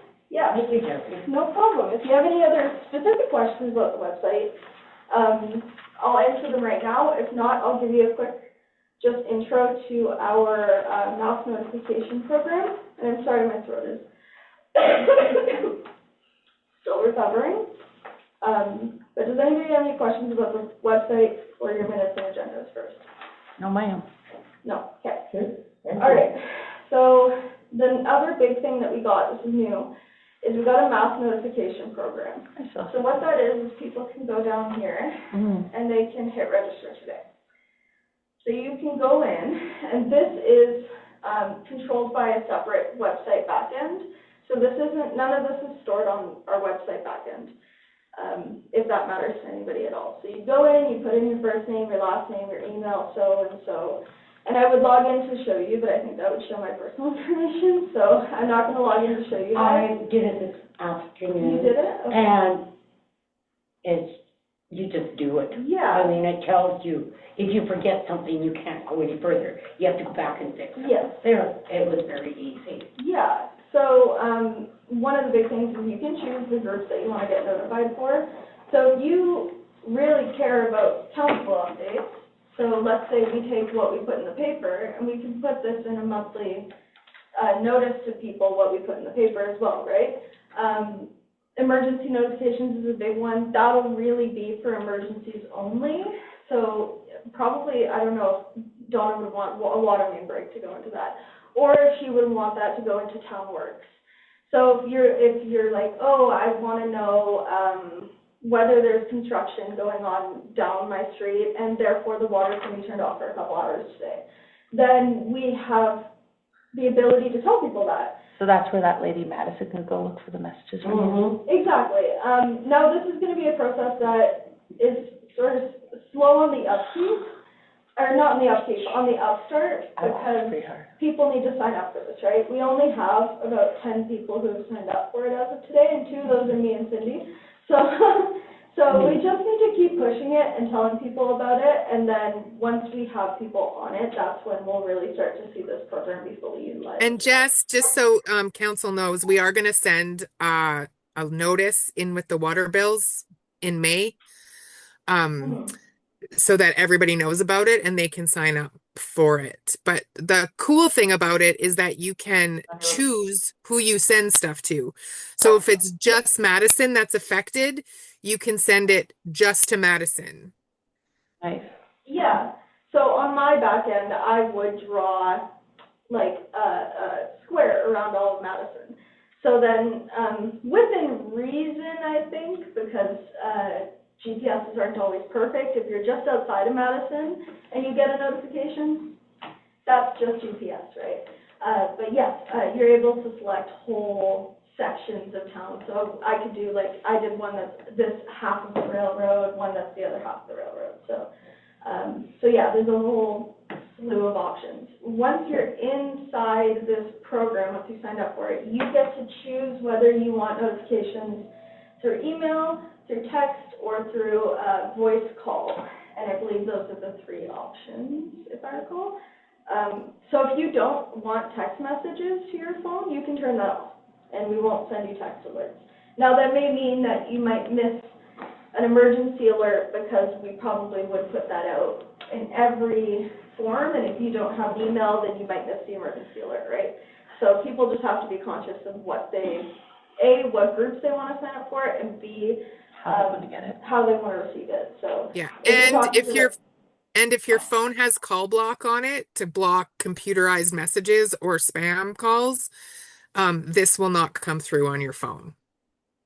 On the voice call option. I just wanted to know, this where we'll have an opportunity to put out in the future what neighborhoods we're plowing for snow and stuff? You still have to do signs, I believe, because that's... Okay, yeah, we can do the signs. Yes, but this is an extra thing you can do on top of So that. it'll be signs, plus it'll send them whatever notification that tomorrow we're doing this area or whatever. Yeah, I even have a little section here for you already, snow clearing and street sweeping. I figured those are the big 2.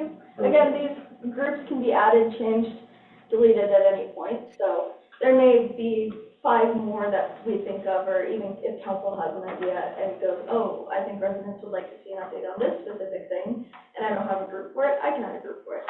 And people can add themselves to future groups. So how do you get around the call block? We don't. You don't. You don't. can get text or email. Yeah, you can do a text or email. You just won't get the voice call. It's like with everybody, All residents. Anybody can sign up for this, anybody ever. Yeah. I had to go in and change my thing for my kids' school, because they call, right? So now it's just email, text. Yeah. But I still get the notification, just not a phone call. So if you want to get it, you have to take it off your phone from the call block. That's as simple as that. Yeah. You'd have to take call block off. That's right. Yeah. But you can still get a text, kind of like if a kid goes missing and we get those alerts, then it's okay. Yes, and I think that's probably maybe one of the reasons why the RCMP prefers to send those out in the alerts that they do, is just because I think very few people these days are using text or call alerts. Probably people who are who struggle with, seeing disabilities or anything Well, like that, right? okay, yeah, some seniors that Yes. don't have this technology Yes, in front of them, still want the call. Yes, yeah, exactly. So we're probably gonna see a vast majority of people prefer text messages, I would have to guess. Well, you have all sorts of exciting stuff to put in your report this month, Daryl. Yeah, keep all this in mind. You're catching all this, right? There's a test on this too.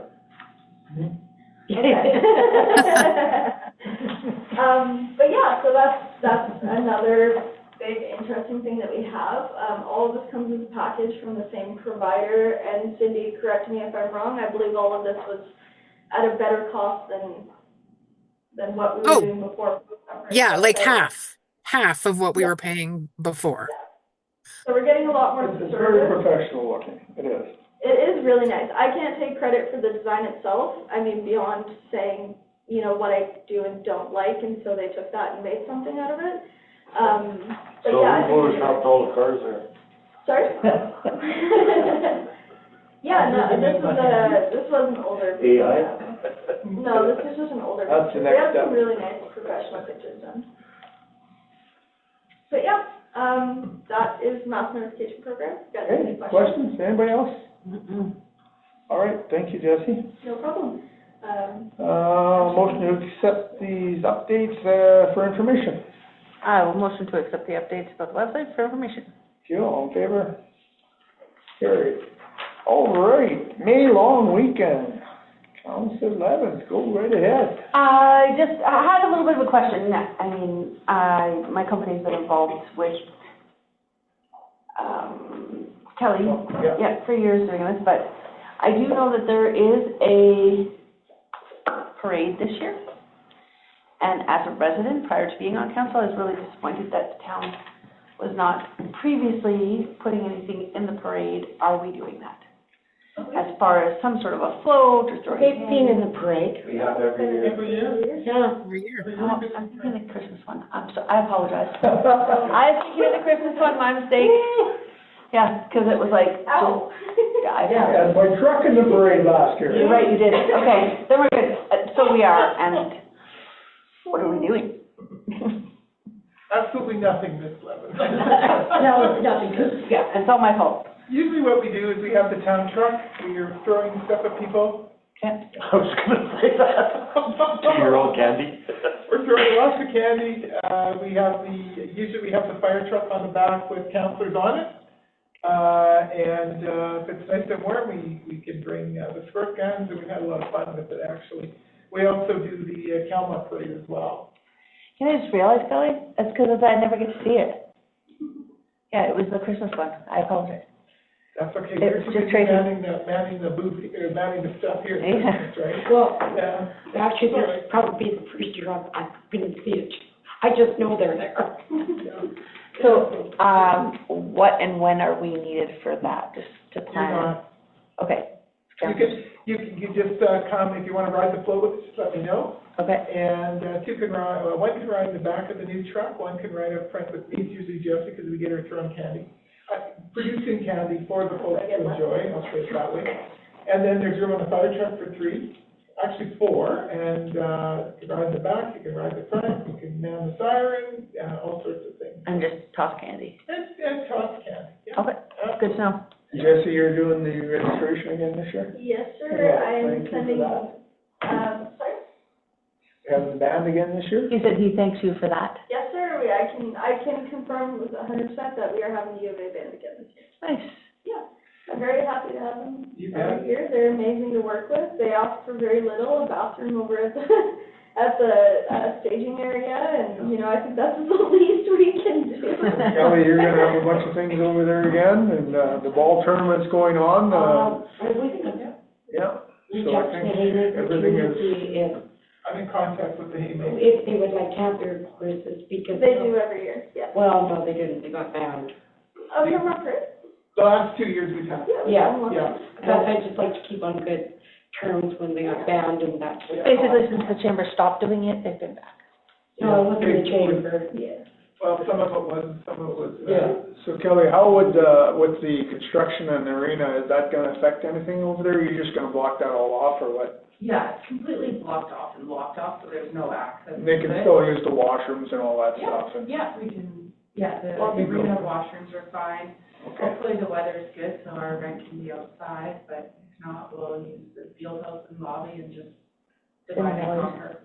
yeah. And our solid waste contractor has indicated they'll provide some outdoor privies, as my mother would like me to call them, at their cost.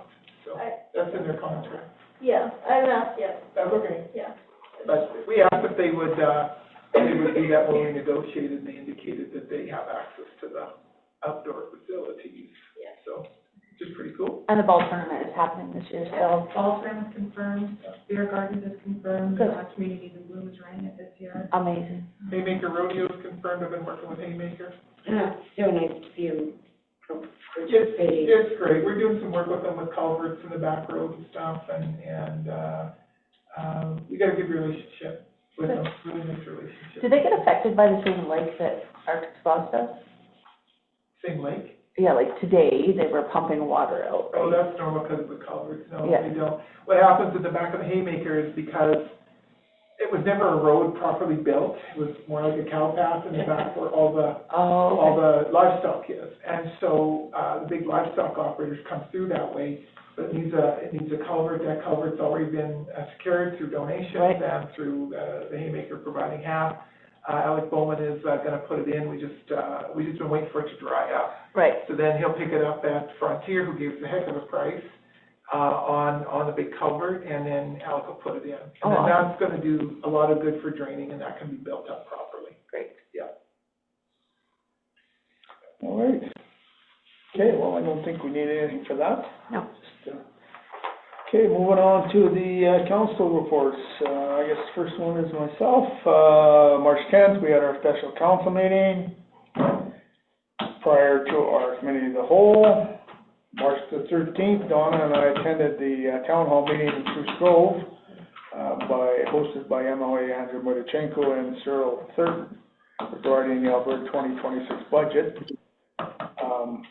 Big reason I wanted to go there is that we cornered Andrew Mudichenko prior and talked to him about the arena. We wanted to make sure we had support, and that we had heard of some grants that were coming out, and he kind of enlightened us on that. And there are some grants there that we're still, I think, Donna, you're still looking into it a little bit, but unfortunately, the grants that are available are for non-profit organizations.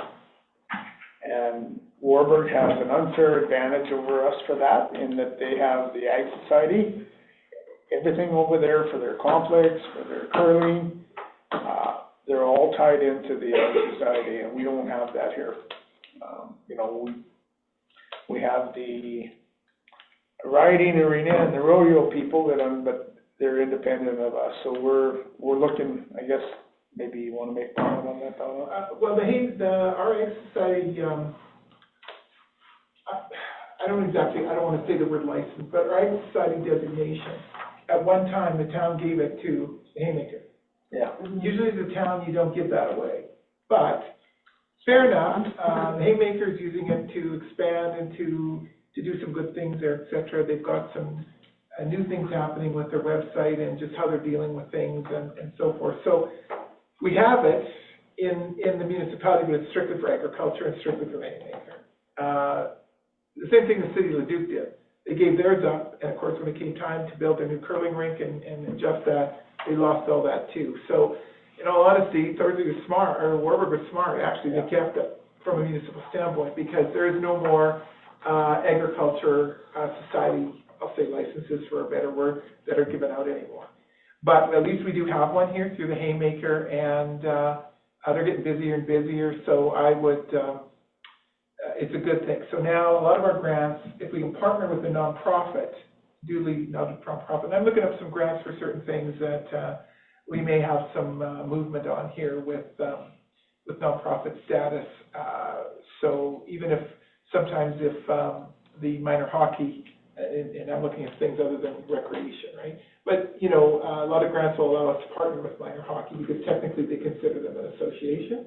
But there's other societies and other nonprofits we can partner with respect to certain things we want to do. So I'm just kind of looking at that right now and formulating some ideas.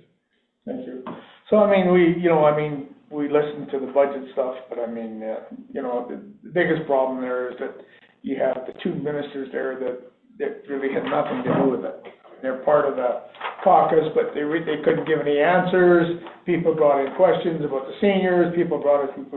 Donna brought in a question about the policing. They couldn't answer. He said, well, we need to get Minister Ellis here, we got this. So anyhow, but I mean, I felt it was very worthwhile that at least I got to talk with Pacheco and private conversation. I don't even know if it's Shea, but there was a guy from Thorsby there that came up and gave one of these to the ministers, and they escorted him out of the building. And it was ludicrous. This guy looked like he just escaped right from the Moody farm. Anyhow, Very, very unfortunate. and so anyhow, that was that evening, and then March 24th we had a regular council meeting, and then of course. You know, we've been talking in the last month, we talked quite a bit with Donna and I. Kelly talked a little bit about the arena and some strategy, and fortunately, I guess it all pulled off as we got the vote in our favor and we got the funding, so that's about all I have to say. Anybody have any questions for me? No? Okay, Councilor Levens, please. Mine's very similar. It was not a super active month. I attended the March 10th special meeting before the cow for the arena. Was that one for the arena, or was that one was for the land, right, that special meeting? Yeah. Yeah, sorry, my mistake. And then the regular meeting, or the cow, sorry, on the 10th, the 24th, attended the regular meeting, and then April 6th, I had my library meeting. And there's actually quite a bit going on there, good things. I said earlier that the furniture all got delivered and set up today. So there's the new computer bar that is like a stand-up one, or you can sit up high, against the back wall, like you go in and it's in the back wall there. And then there's the new computer desks, kind of, and they've rearranged a bunch of stuff. So I'd recommend popping in there and having a look, 'cause it looks really good. I do know that the next thing to look at is some computers, but I'll have to report back on that because I can't remember which ones and when those are slotted for. They have and are initiating some new hours. So with the rec center closing at 7, they adjusted some hours for the programs, and so they're going to be 11 to 7 instead of the 6:30 or 7:30 on certain days. So, sorry, 11 to 6. With the exception of Thursday, which will be until 7. And then they've got some great new programs. Like Kayla is just a spitfire, and she works really well with anybody who crosses her path, it seems. So on the Wednesdays after the Stay and Play, she has a 12:15 to 1:15 for infants and young children with their parents, and it's a story time rhyme. 3:30 to 4:30 is for all ages up to 18, and it is basically an afternoon story hour. And then they still have their English as a second language that night. She's starting a show and tell. Sorry, those were all on Wednesdays. Thursdays is show and tell, just to give kids a reason to come in and interact. And she's hoping to be able to offer a snack at that time, and a writing club for teens up to the age of, well, she just hasn't put a record on, or a record, sorry, like you have to leave at 18 or whatever, but it's for creative writing. So, which even my own daughter is super excited for that. So, and then she's offering on Fridays from 11 to 1 tech assistance. So she anticipates that will be mostly seniors that utilize that, but even if they're having a problem with their iPhone, she can bring it in and they can bring it in, and if she can't help, she will try and find somebody that can. She's very technically apt, as she says. And then they're also starting and I didn't write down the day of it, a yarn circle.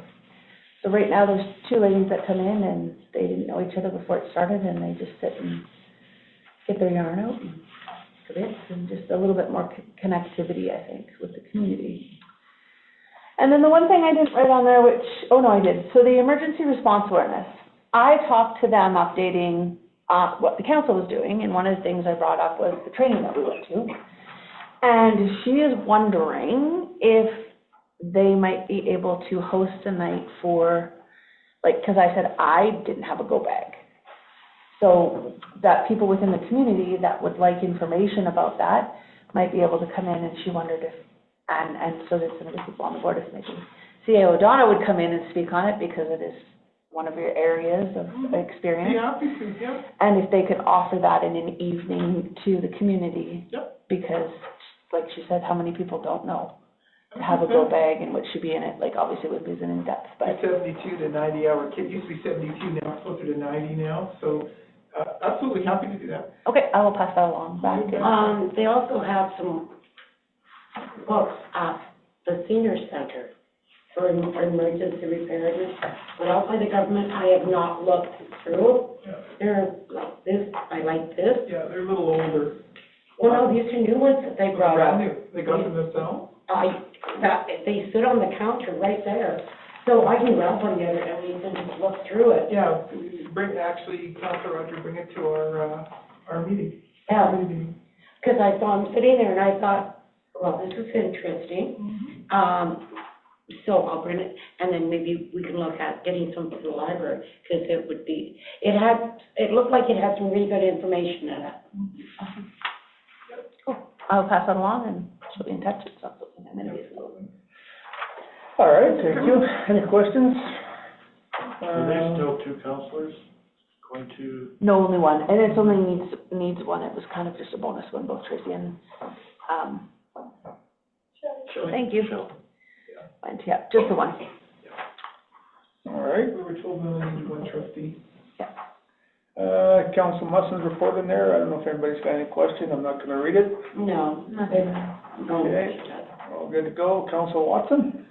Oh, mine's very easy. Attended all the regular council meetings and special meetings, and attended the legislative meeting for March the 6th in Kilmar.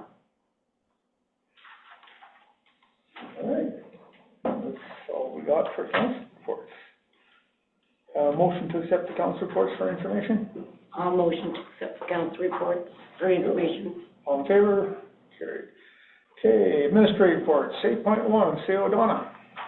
Thank you. I restructured my report a little bit, indicating which things we have to do as per the Alberta government. It may get longer or shorter as time goes on, but I'll keep that top three things, and then just kind of like a more status report at the bottom. So Alberta government required projects, OH&S. Alberta's been working with the admin teams to enhance our program. Public Works has been inspected, all policies in place. Water treatment plant in progress, recreation awaiting sign-off or more requirements, probably sign-off, administration complete with just sign-off of the teams for the hazard assessment. So this is not a punitive measure. They're working with us. They're working with all small communities. They've been tasked by the minister to work with us now.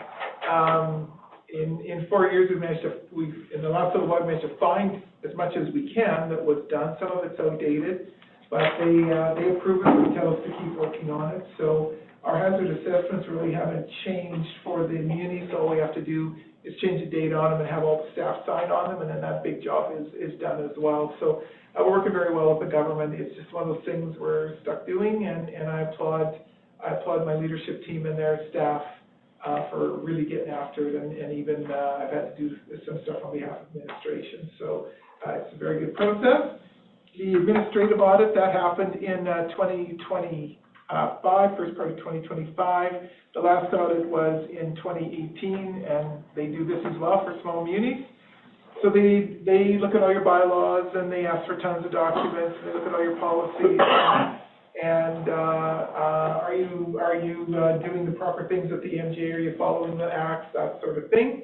In 2018, there were over 20 items to be looked at, so this time there were 9, and the points were not, the 9 things they looked were not significant, they were more picky. Some have chosen to challenge because there's no evidence in the Municipal Government Act that we have to do this, so we've challenged them, which is fine. Other municipalities are doing the same thing. There's about 2 or 3 more to finish, and Jeff and I'll have all that looked after before summer. And the Privacy Act, Office of the Privacy Commissioner, this project is starting at the end of April. This one's going to take time. Cindy and I are just on a webinar today, and I can tell you some more today from my notes here. So the goal from the province is for municipalities to identify all documents which have personal information in them, categorize them, and decide on safety, etc. All documents dating back to as much as we can find in our municipality.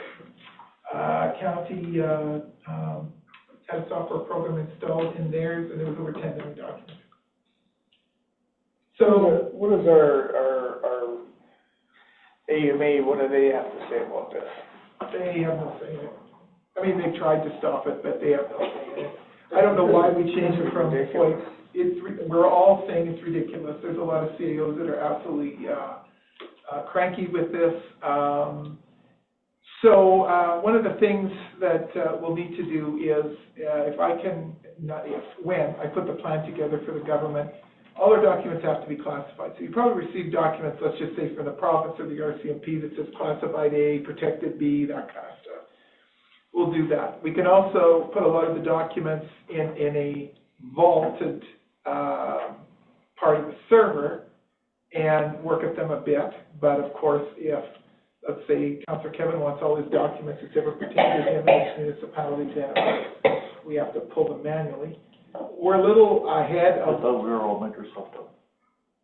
We did a lot of scanning last year, a lot of scanned. We still had a lot of boxes in Jesse's because we ran out of budget money, so we're going to scan again this year. The problem is we have to go through them all and classify them.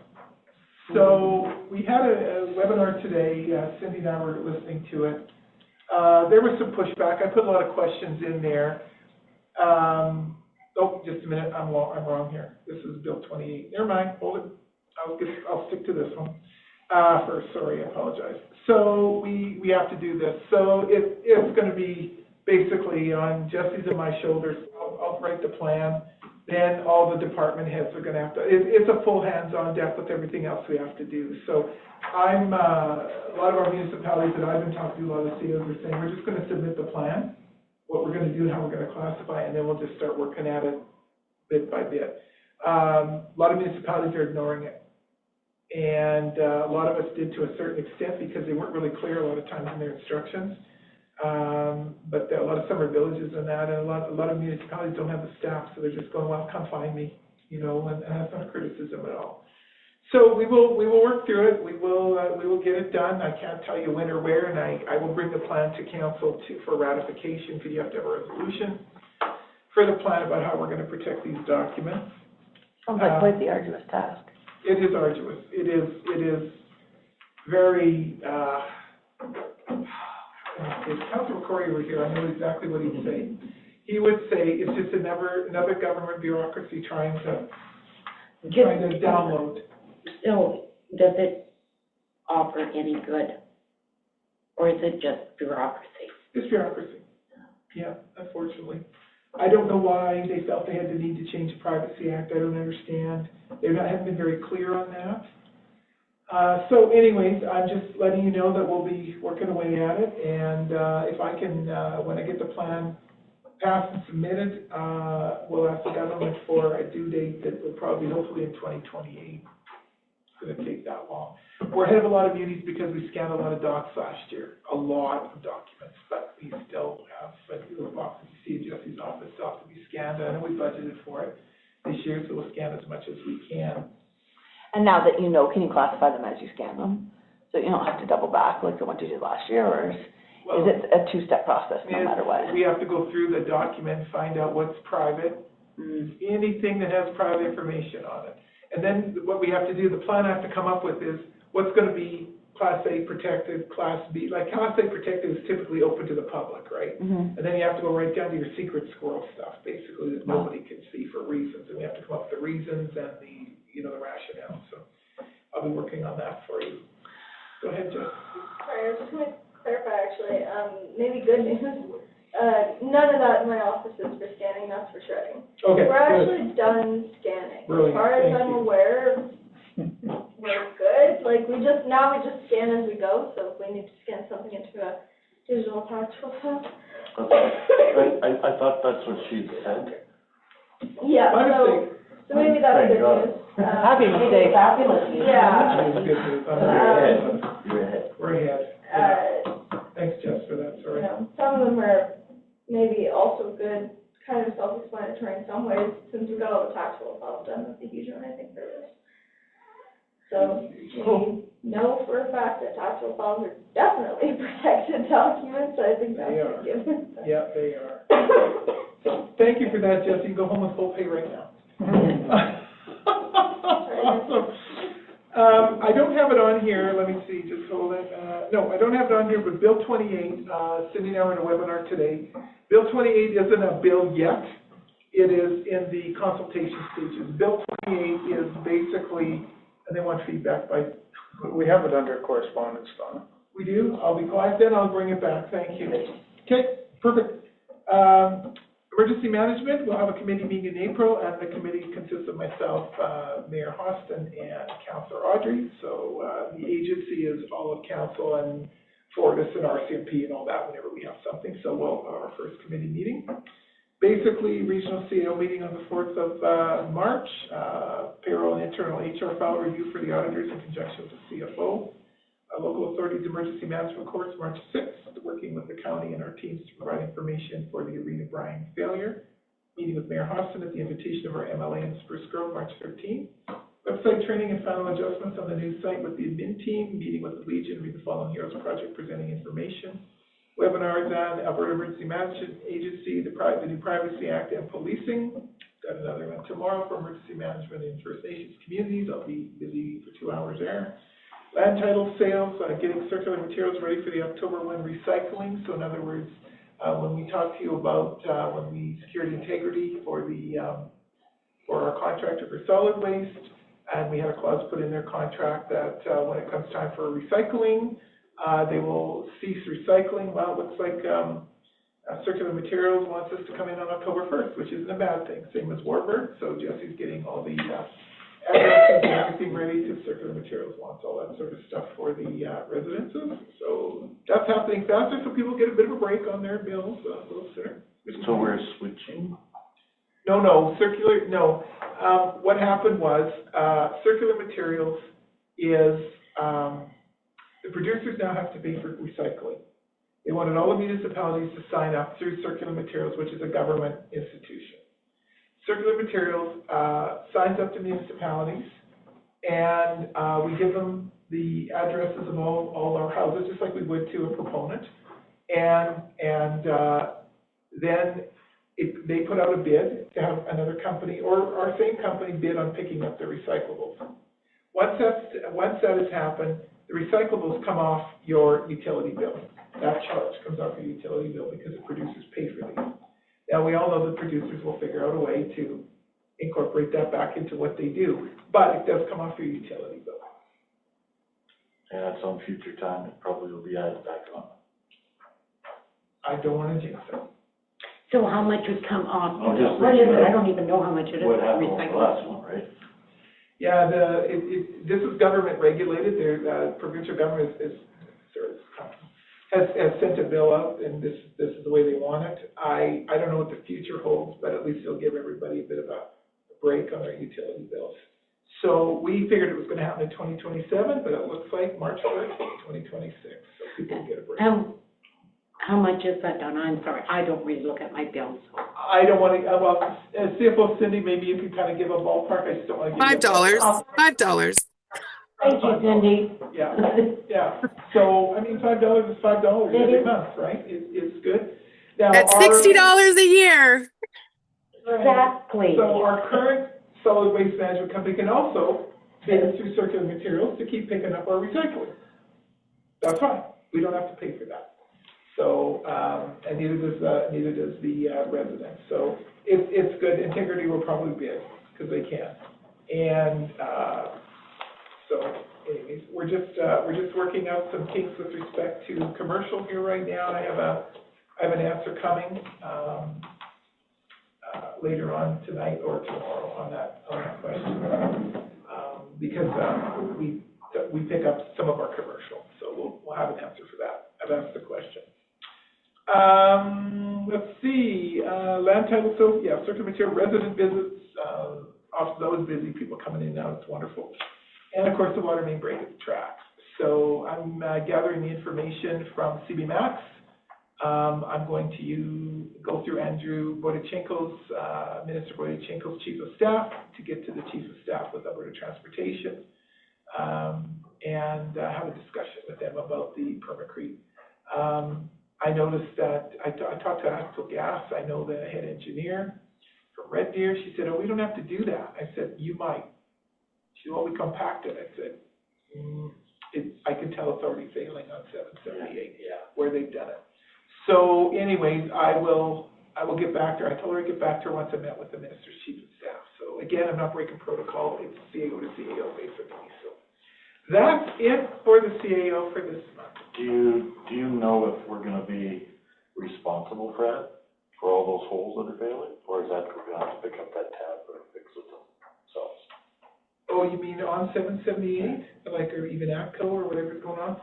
I don't know. That's a question I'm gonna ask. Because I don't want to be filling, I don't think we need to be filling potholes, right, on a municipal highway. Responsible for it. Agreed. Yeah, agreed. So, I think our permacrete, and I'm just ballparking this, but I think our permacrete bill for 3 holes is probably 50 or 60,000. I'm just ballparking it. That's what I do best, Cindy, because it's not delineated on the invoices when CB Max does just do it all in one big invoice. So they're splitting it. They're going to split it for me so that I know I can take that to the minister. So I'm just overarching guessing here at this point. But I don't think we should be responsible even filling potholes on 778. So I'll talk to the minister's chief of staff about that as well. What do the contracts say? I don't know what our contract with Lightcourse is, but I'm about to find out. I just got the feeling that if we're having to put cement and everything else into our brakes on the highway, everybody else should have. They should. Agreed. It should be all the same. I agree. And if we're fitting a bill, they should be fitting a bill as well. I don't disagree with you one bit. So I'm going to find out.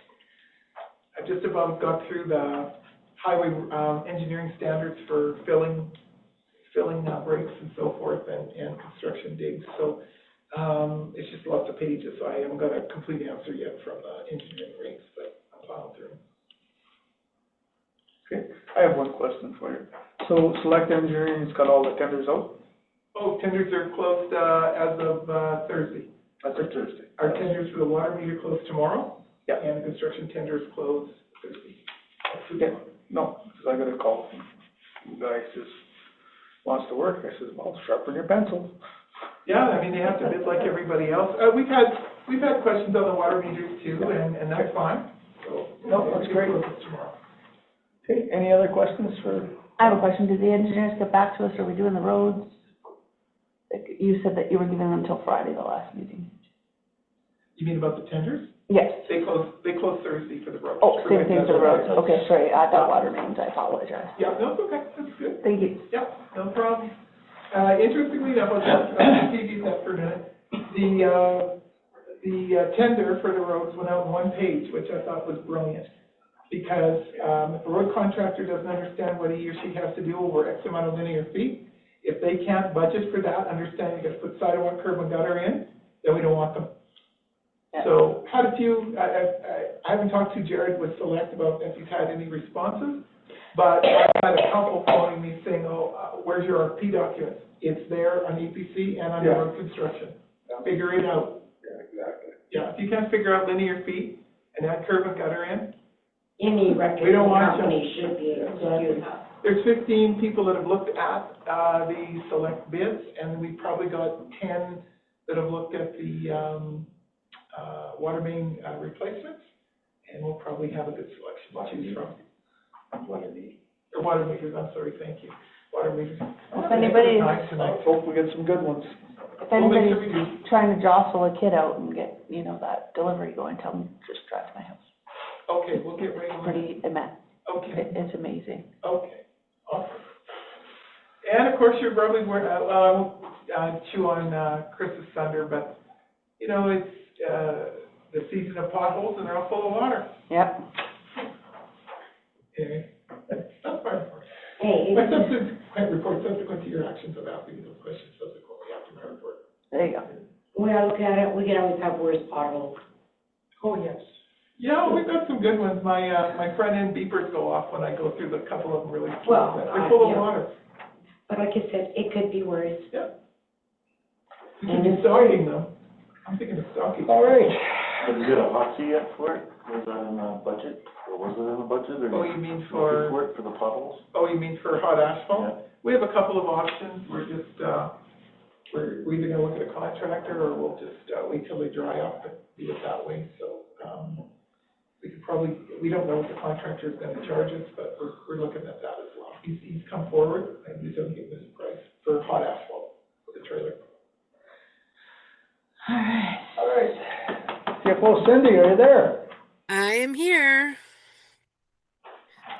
All right, so in the month of March, I facilitated the sale of tax property, which is pending at the moment. Finalized the financial statements with the auditors. I prepared the FIR, which is the financial information return, which is the document we have to submit to the government. For auditors review. We finalized the website for launch, and thank you again to Jessie for all her hard work on that project. We processed some assessment revisions that we've received so far. We've had meetings regarding ice surface project, prepared the tax notification listing for land titles. With tax service, sent documentation to tax service regarding the one property for tax sale in 2026. And a letter did go out to them on Monday. Basically saying they have till I think it's May 8th or 9th, I think, to pay the arrears or their house will go up for sale. And this one I definitely don't want to own. More work on the spring budget adjustments. We signed off on council upgrades. The stuff has been ordered. I hope you enjoy your new chairs. We assisted in completing the water meter RFP, processed the daily bulk water sales. As of April 9th, we were at $2,254.72. As of today, we're at $2,432.23, and it was down pretty much a couple days last week, so that number probably would be higher. I approved payables and distributed EFT payments, processed payroll, had weekly staff meetings, resident consultations, and attended to information requests. Outstanding utilities at the end of March, $72,097.08, of which $65,068.58 is subject to shutoff. Outstanding taxes, $117,630.57, of which $25,088.68 is up for recovery, and $91,000 is from 2025 tax notices. Our operating accounts, it's at $487,347.43 as compared to just under 185 last year, and our savings account is staying the same at almost $2 million, and no line of credit.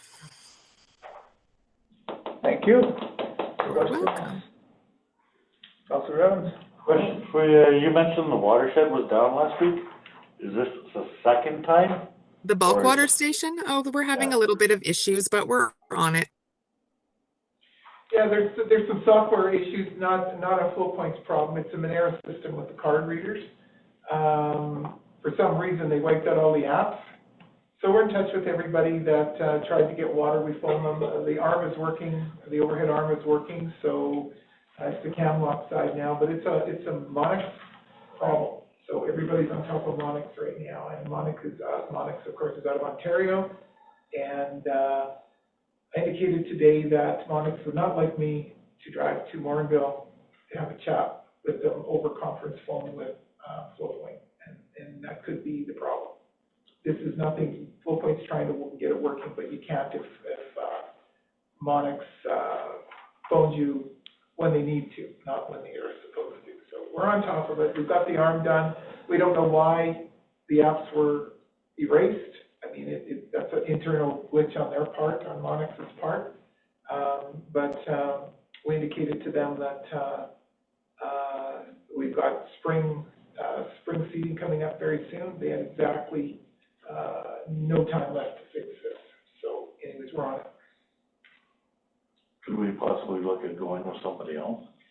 No, unfortunately, that's the software that most of these bulk stations use, but for some reason, Monix put out a new bunch of software that goes inside the new stuff, and they're running it, going to start running it with most of the new bulk stations coming out. So there's bugs. It's like Office 365. But I said to them today, I said the bugs, I don't care, the bugs got to stop, but I don't care if you're working 24/7. I'm not putting up with this past Friday. So, and Cindy's been in touch with Monix because some of the payments weren't getting to our bank account. So we've sent a very terse letter with them saying we're going to start billing them for our time. Just, council signed off on a new accounting package. And I believe, Cindy, you said that would help out with the bugs? Oh, that's completely different. So Monix is like the Moneris of the bulk water station. So it's who processes our payments and stuff. And that's completely separate. Like we had to sign up with them in order to get this being able to pay right at the machine at the station. So that's completely different. Our new software that has nothing to do with the bulk water station. It's completely separate. Okay, anything else? I do have one. I spoke to one of the farmers that uses the bulk water station. When it's working properly, they love it. Yep. And he understood. There's problems, it's computerized, it's glitches because it's new. But they had nothing but praise for the area it's at, the ease that they can get in and out, and how fast it built. Yeah, it's fast. Hopefully we can get it done before the farmers hit the fields, because that's where we're gonna really probably see. Yeah. It's going to be done, otherwise there's gonna be some legal. Oh, she got a strongly worded email from me today about how I'm going to start charging them because our guys have spent hours on the phone trying to fix it and it didn't work. And oh yeah, they know we're not happy. Good. Okay, anything else? All right, Kelly, you got bounced. You were ahead of her before, but now you're behind. How come? Yeah, and I'm ahead of Chris now. I know. I don't know. What the? Ladies first, Chris, right? Ladies first. Anyway, so for the month of March, we had 171 active memberships in the gym. 17 of those are our employees. That's up again, isn't it? Okay. I think we were up there, then we dropped by a little bit, and then maybe back up. Oh, okay. I'd have to look back. It's kind of around the same. I think we're holding stable, I think. Mm-hmm. Yeah. It seems really busy in there, so I'm curious to see what April will be. Nice. For programs, from March 9th to April 8th, Lego Club, 25 kids, but we only had 2 sessions because we follow the school calendar, so spring break and all that. That is wrapping up at the end of April for Lego Club, and then we'll actually give all our Lego to the county, and they'll use it for their stuff until the fall. Stay and play, we had 160 people though. Where do you put 160 people? They fill the field house. Okay, but then you're looking at, that is not 160 a week. That's over the month, right? Yeah. So you're looking at 40 I see. 40 to 50 Yeah, I think our months and tots. spring break, I think we had 55, and that was one of our largest Yeah. that we had in there. So, yeah. Homeschool Hub, only 15, that was just one. And that too is also gonna wrap up at the end of this month. March 12th, I had my site visit with OH&S, been working on that project. Since then, and we're in compliance so far with all of our target dates. Multiple meetings with the roving energy program, that is wrapping up now, so now we're just looking at, I have the report for the cost efficiencies and savings, and I have $10,000 from that grant that I can spend in the complex. So, just need to determine exactly what projects we want to do with that, but I have lots of time for that. Had a program meeting with the Duke County staff, Andrea and her new programmer, on March 18th. On the 25th, I met with the Thorsby High School WorkX teacher, just about students that are working for the town. Ongoing meetings about the arena floor replacement. And then on March 26th, we got to launch that project, so that was exciting.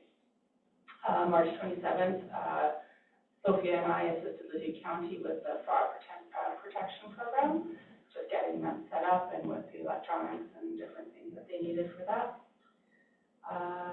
Building office-wise, the 23rd, we shut the ice plant down. 24th, we had the ice out. Thank you, Chris, and your public works guys. That's the quickest we have ever pulled ice, 100%. So that was fantastic. On the 26th, we had to install some new valves in our compressors. We needed to do that before we drained the brine out of the system, so that's why we did it right away. And then got everything prepped for the drainage, which has been all removed and disposed of. Omnisport was out the last week of March, and they're the ones that are handling anything to do with the dasher board system and the glass and stuff. So that's all been taken down, stored in the back corner, until they come back in the fall. And then, yeah, demo prep from April 7th to 9th, and they've been cutting concrete now since Tuesday. Friday, I believe they were cutting. They worked all weekend, Saturday and Sunday, cutting. They started early Friday. Yeah. Oh, too early? It's not loud. It's not loud, it's just because I can see it. You can see, yeah, Yeah. the doors open, the Yeah. and stuff are on, but yeah, surprisingly, it doesn't No. impact the office operations at all. A couple other things that I forgot to put in my report. You might have seen that Communities in Bloom posted about the success of the CTEP grant. So Yes. that is the project that I partnered with, who used CID's nonprofit license and submitted the grant application under their name for our bleachers at the complex. So we were successful in that grant, getting just over $25,000.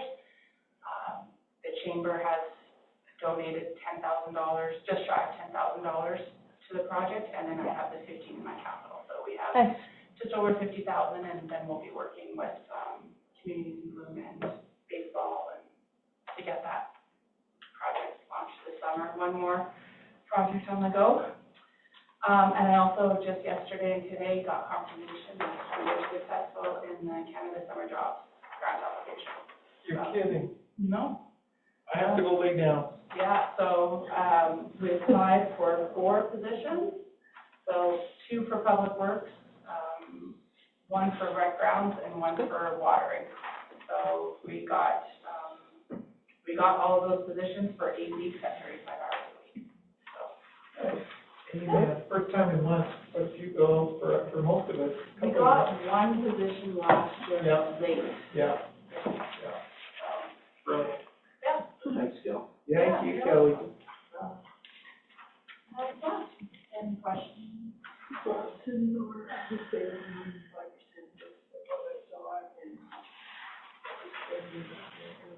Yeah, I heard really great feedback on the fraud prevention program. That was put on by the Duke County, not put on by us. We just assisted them with setup and A venue. the venue and the electronics. The screen and the sound system and all that stuff. So, yeah, no, I need your help. Okay. But maybe mail on weekend we can do that. Yeah, maybe. No, you're always so busy. Yeah, but beforehand, how about that? Okay, sounds good. Well, thank you. Awesome. Questions, anybody, Kelly? Also, I can't tell you how excited I am. We're not doing face painting this year. Oh, Because it's so, yeah. it's 2 times. We'll get so many kids glittered, it'll be great. Yeah. All right. Public Works, Chris? Hey, so this is just to put in perspective for the month of March when I talk about snow and stuff.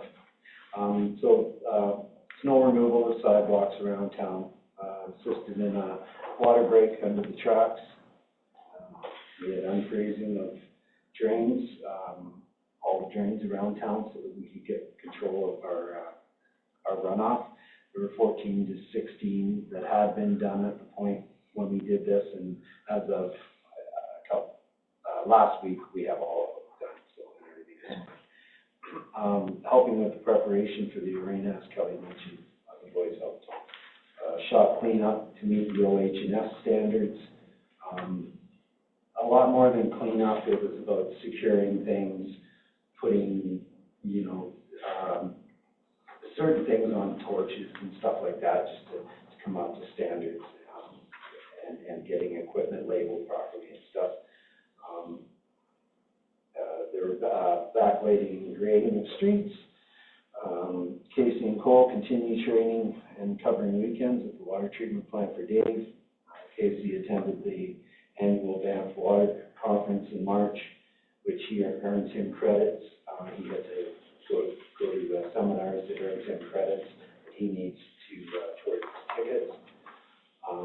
Obviously, we continued equipment maintenance, and there was a deep cleaning. Again, this is our second round of deep cleaning at the shop. I can say that since I've worked there, it has never looked like it looks right now. In fact, when Kelly asked me to put her new lawnmower over there for a bit, I said, yep, I got the room, which I do, and I already got the Zamboni because I have the room for that too. So, and I'd like to give credit to my hands. They do a lot more of the cleaning than I do. But yeah, I'm pretty proud of the shop. Looks great. Thank you, Chris. That's a lot of hard work. We allowed to come? Oh, one more And thing. Chris, I do have to say, it looks really good.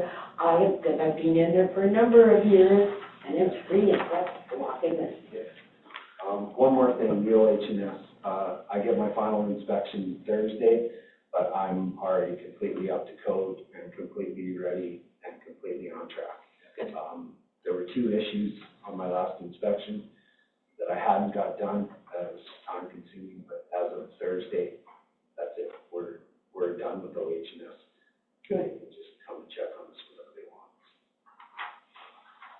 Well, thank you. Questions for Chris, anybody? I thought you're gonna have a yard sale. It was talked about in that previous conference. If you mean selling some equipment to try to pay for, as you talk to, the pothole deal, yes, that is the intention. To be totally transparent, so far all we've really done is list everything and kind of gather up what we'd like to do.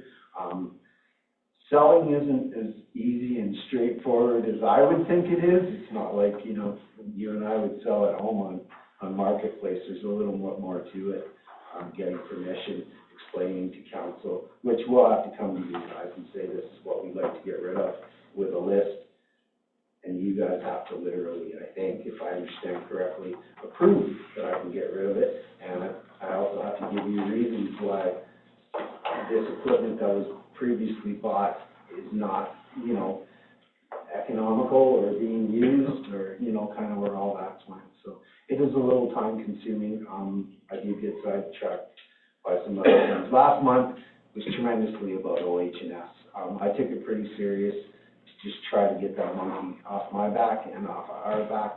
So that was hugely time consuming. I spent more time on a laptop than I've spent in the last 25 years on a laptop in the last month. So, but we will get back at it, and that is my intention for getting the what would you call it, the pothole trim. Yeah, hot trim. Thanks, that's correct.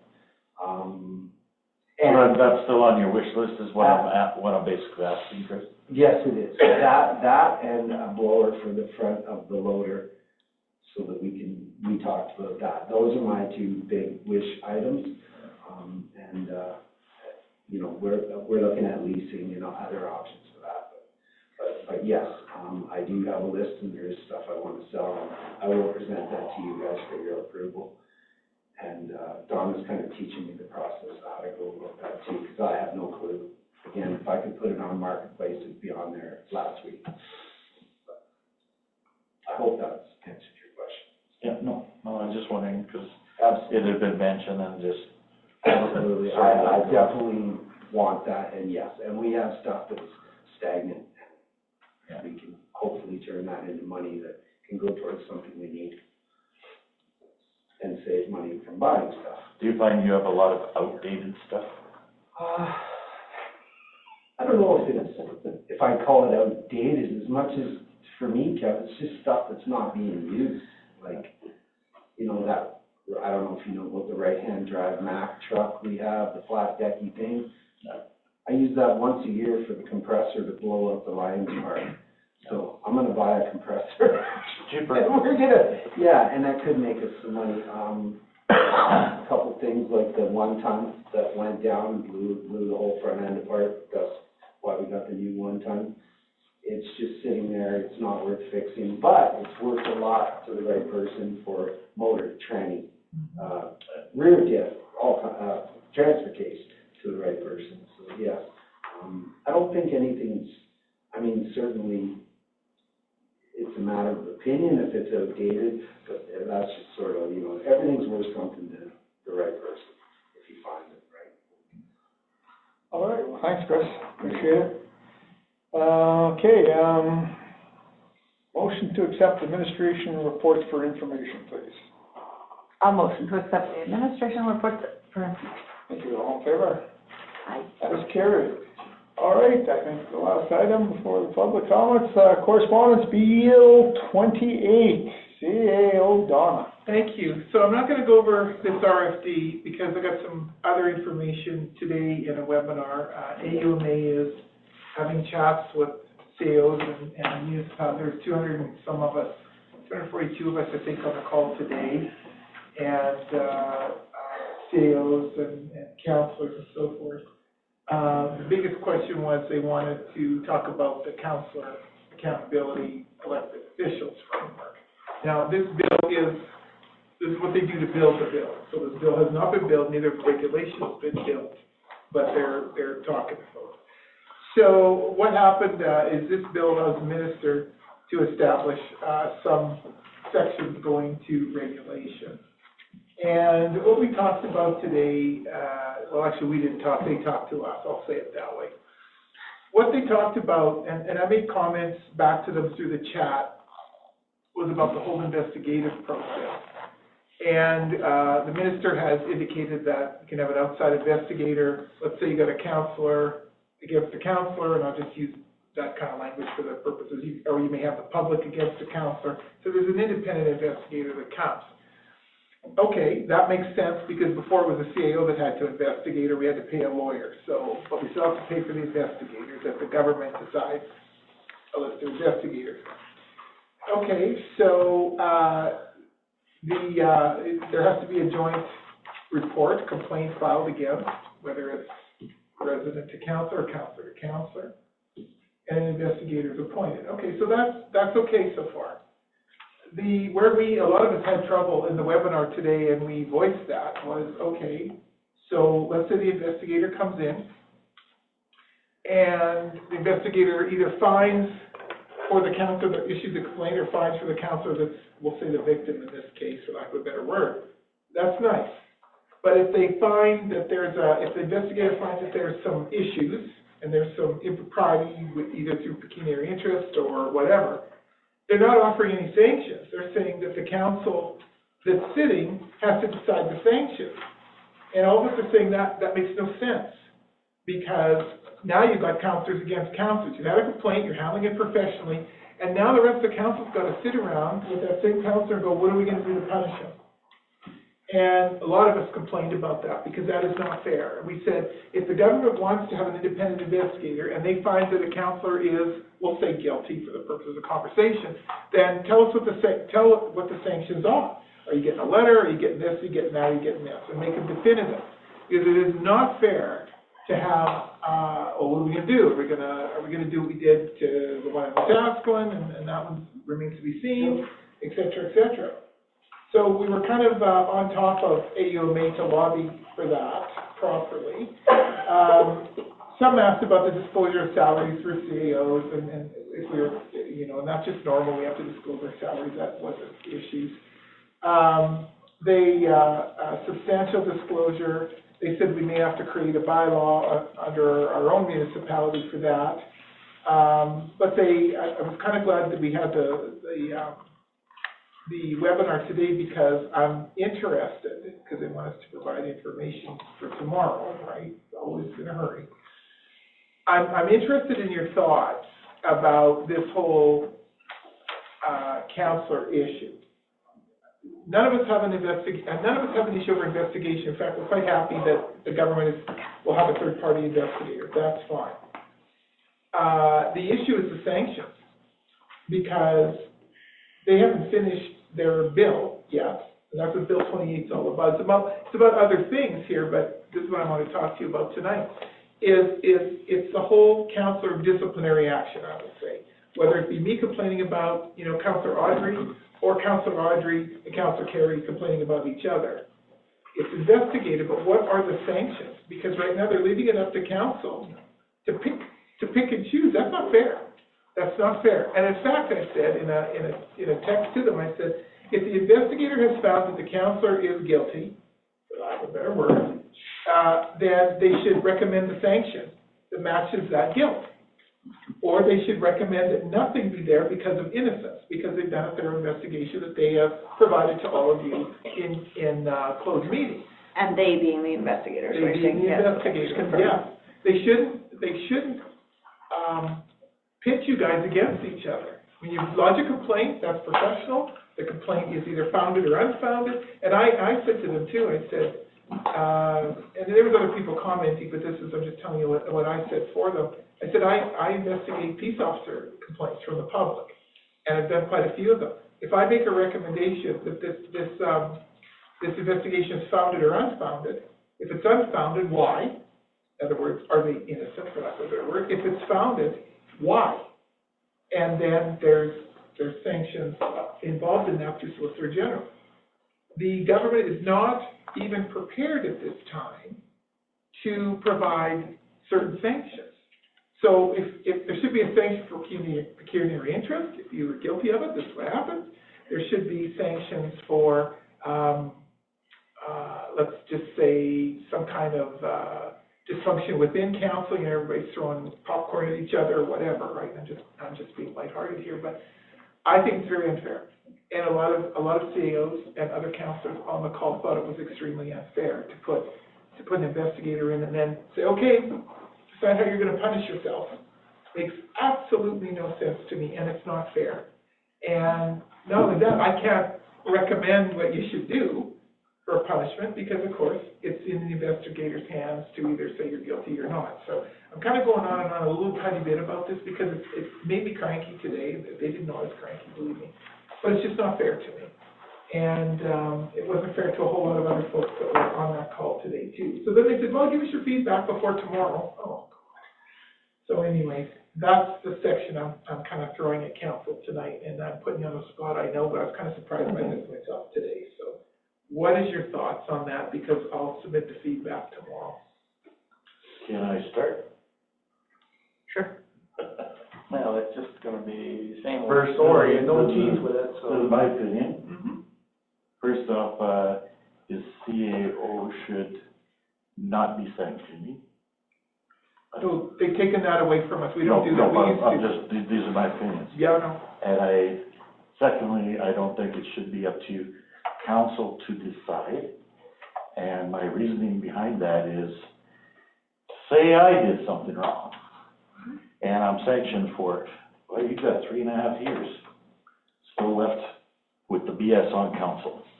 Yeah. To try and work together, yeah. So that's never gonna happen. No. Because if you're gonna sit across from somebody and it's gonna stay there. So I don't think it should be left up to council to make those decisions. I think it should be part of whoever does the investigation. I agree. 100%. Yep. I also think if a complaint is made about a councillor, it should be in writing before it's addressed. Yep. Because then there is a paper trail, and you're protecting both sides of it by having that paper trail. I think when you come to a conclusion, both sides have to agree that it's done and over with. not just one or the other. And I also think, to be fair, all of council should know what's going on in a closed meeting. So that you're not assuming. Yeah. Like it's all closed, so there's your Privacy Act and all that other stuff that we've got covered. But, and it's not that it's being taken outside the room, so you start questions. Because you look at Wetaskiwin, there's a doozy right there, and I'm just using that. Oh, yeah, everybody's still asking questions. Yeah. But I'm saying, by taking it out of council's hands, which I can I think that's where they're going with it. We'll investigate it, but you guys decide, and then you've got another problem. Yeah. So that is very, very unfair to any council to be able to take it upon themselves. I can't agree with you more, quite honestly. But I really strongly believe if any complaint brought forward must be in writing. There has to be a paper trail. That's right. And the investigator would take that as, for lack of a better word, I'm speaking police language here, but as evidentiary exhibits. Yeah. Yeah, I agree. So when you come up to a resolution on it or a final thing onto it, it shouldn't be thrown back as your responsibility and as your responsibility. No. I think that person should have to come, here's what happened in a closed meeting, and then you set it from there. That's right. That's my feelings on it. No, I agree. Very, Councilor Evans. I was gonna say, I agree with Kevin. Yeah, me too. It's not fair to put it on us to make disciplinary actions against each other. No. That's just petty. To be, and I elaborate on that, Audrey, is because, and we've had our discussions after meetings, it creates animosity. Exactly. And then it builds, I gotta get you, you gotta get me, I gotta get you. Now, your whole council's dysfunctional. Yeah, like you said. And it's got nothing to do with what's on the table. No, it's So what are they're we- putting out there. Yeah. So it's got no longer to do with the helping the community. No. And to me, that's why I'm sitting here. It's for the community. I don't care about anything else. I'm here for the community. It's the only way to keep personal vendettas and egos out of it. Yes, yeah. It really is. Yeah, it's like when you get a speeding ticket, you know the threshold, the police officer knows the threshold he's gonna charge you under. Yes. Under the, Police Offensive Procedures Act, they know. Yeah. They can let it go or charge you in increments, they can't go over a certain threshold, they can't go under a certain threshold. Mm-hmm. So if this investigator finds someone out of line, we'll say it that way, there should be those sanctions that they can. And that it should And a scale. Well, it should be the same for every municipality out there. 100%. I agree. Yeah. And so maybe they need to have a committee to predetermine those things, so that if somebody comes back and says, you know, that they were appropriate, inappropriate, or something like in between, then that just kind of, you take that and you lay it over top of the already determined, you know, scale, and, okay, well, that's what this means then. Right, and in the end, the minister basically is the judge if nobody can agree. The minister has to put himself at this point into that, so, yeah. It's not well thought out. Sorry, Mayor Dude. No, I don't see it happening fast anyhow. No. We'd be lucky to see it in our term, I think. Well, I spoke to a lady today from Municipal Affairs, Yeah. and she said, it's sort of in the first reading, but you'll be lucky if you see it by 2030. And I'm going, then why even bother with it? Because this term will be over, move on to next term, and it'll be a new set of rules. Yep, that's exactly the way I see it, so. But my thought behind this, and I think it's fair for everybody, is I know prior to being on council, you and I had these conversations about a bylaw officer. And I said, I liked the last guy, but he didn't hit the pocketbook. He just was nice to people. And in our just talks, I said, you get a guy in there, he's gonna nail him in the freaking pocketbook, and look what happened to me a couple of days after. You were contributing. I didn't tell him who I was, I didn't look for a break or nothing, that's what I wanted, And my wife, she kinda giggles about it, and I'm going, no, because I learned a lesson over 3 pieces of stupid little wood. But at the same time, I'm thinking, yeah, what if I was going down the freaking highway? I could've killed somebody. So he's right. He's right, yeah. The 100%. province is also heavy on cargo securement right Yeah. now, because there's so much happening. And I can say to you on that vein, because this is a community of the whole, but the peace officers and I and CO Kalmar will be putting together a strategic operational plan for this town for this summer, and we are going after unsightlies. Good. And we are going after traffic. Traffic and unsightlies will be the two Right, operational so- plans. So I gotta slow down, so. Most of the time, signal. I don't mean you. Okay, the funny one is by the arena, that stop sign, Yep. he could sit there all day long, and I would've got a ticket one day too. It was like, oh, I went. Is that a wrap, Mr. Mayor, or do we? Oh, Yeah, no, stop. okay, that's, I think that's enough for that. So motion to accept correspondence for information. And I will reply to AMA tomorrow on your behalf. I have a motion to accept that, yes. Okay, all in favor? And then our ladies back there, do you have anything to say before we adjourn here? No. Thank you. What makes you laugh, though? I just got a text. Do you need ransom money? Did you get kidnapped?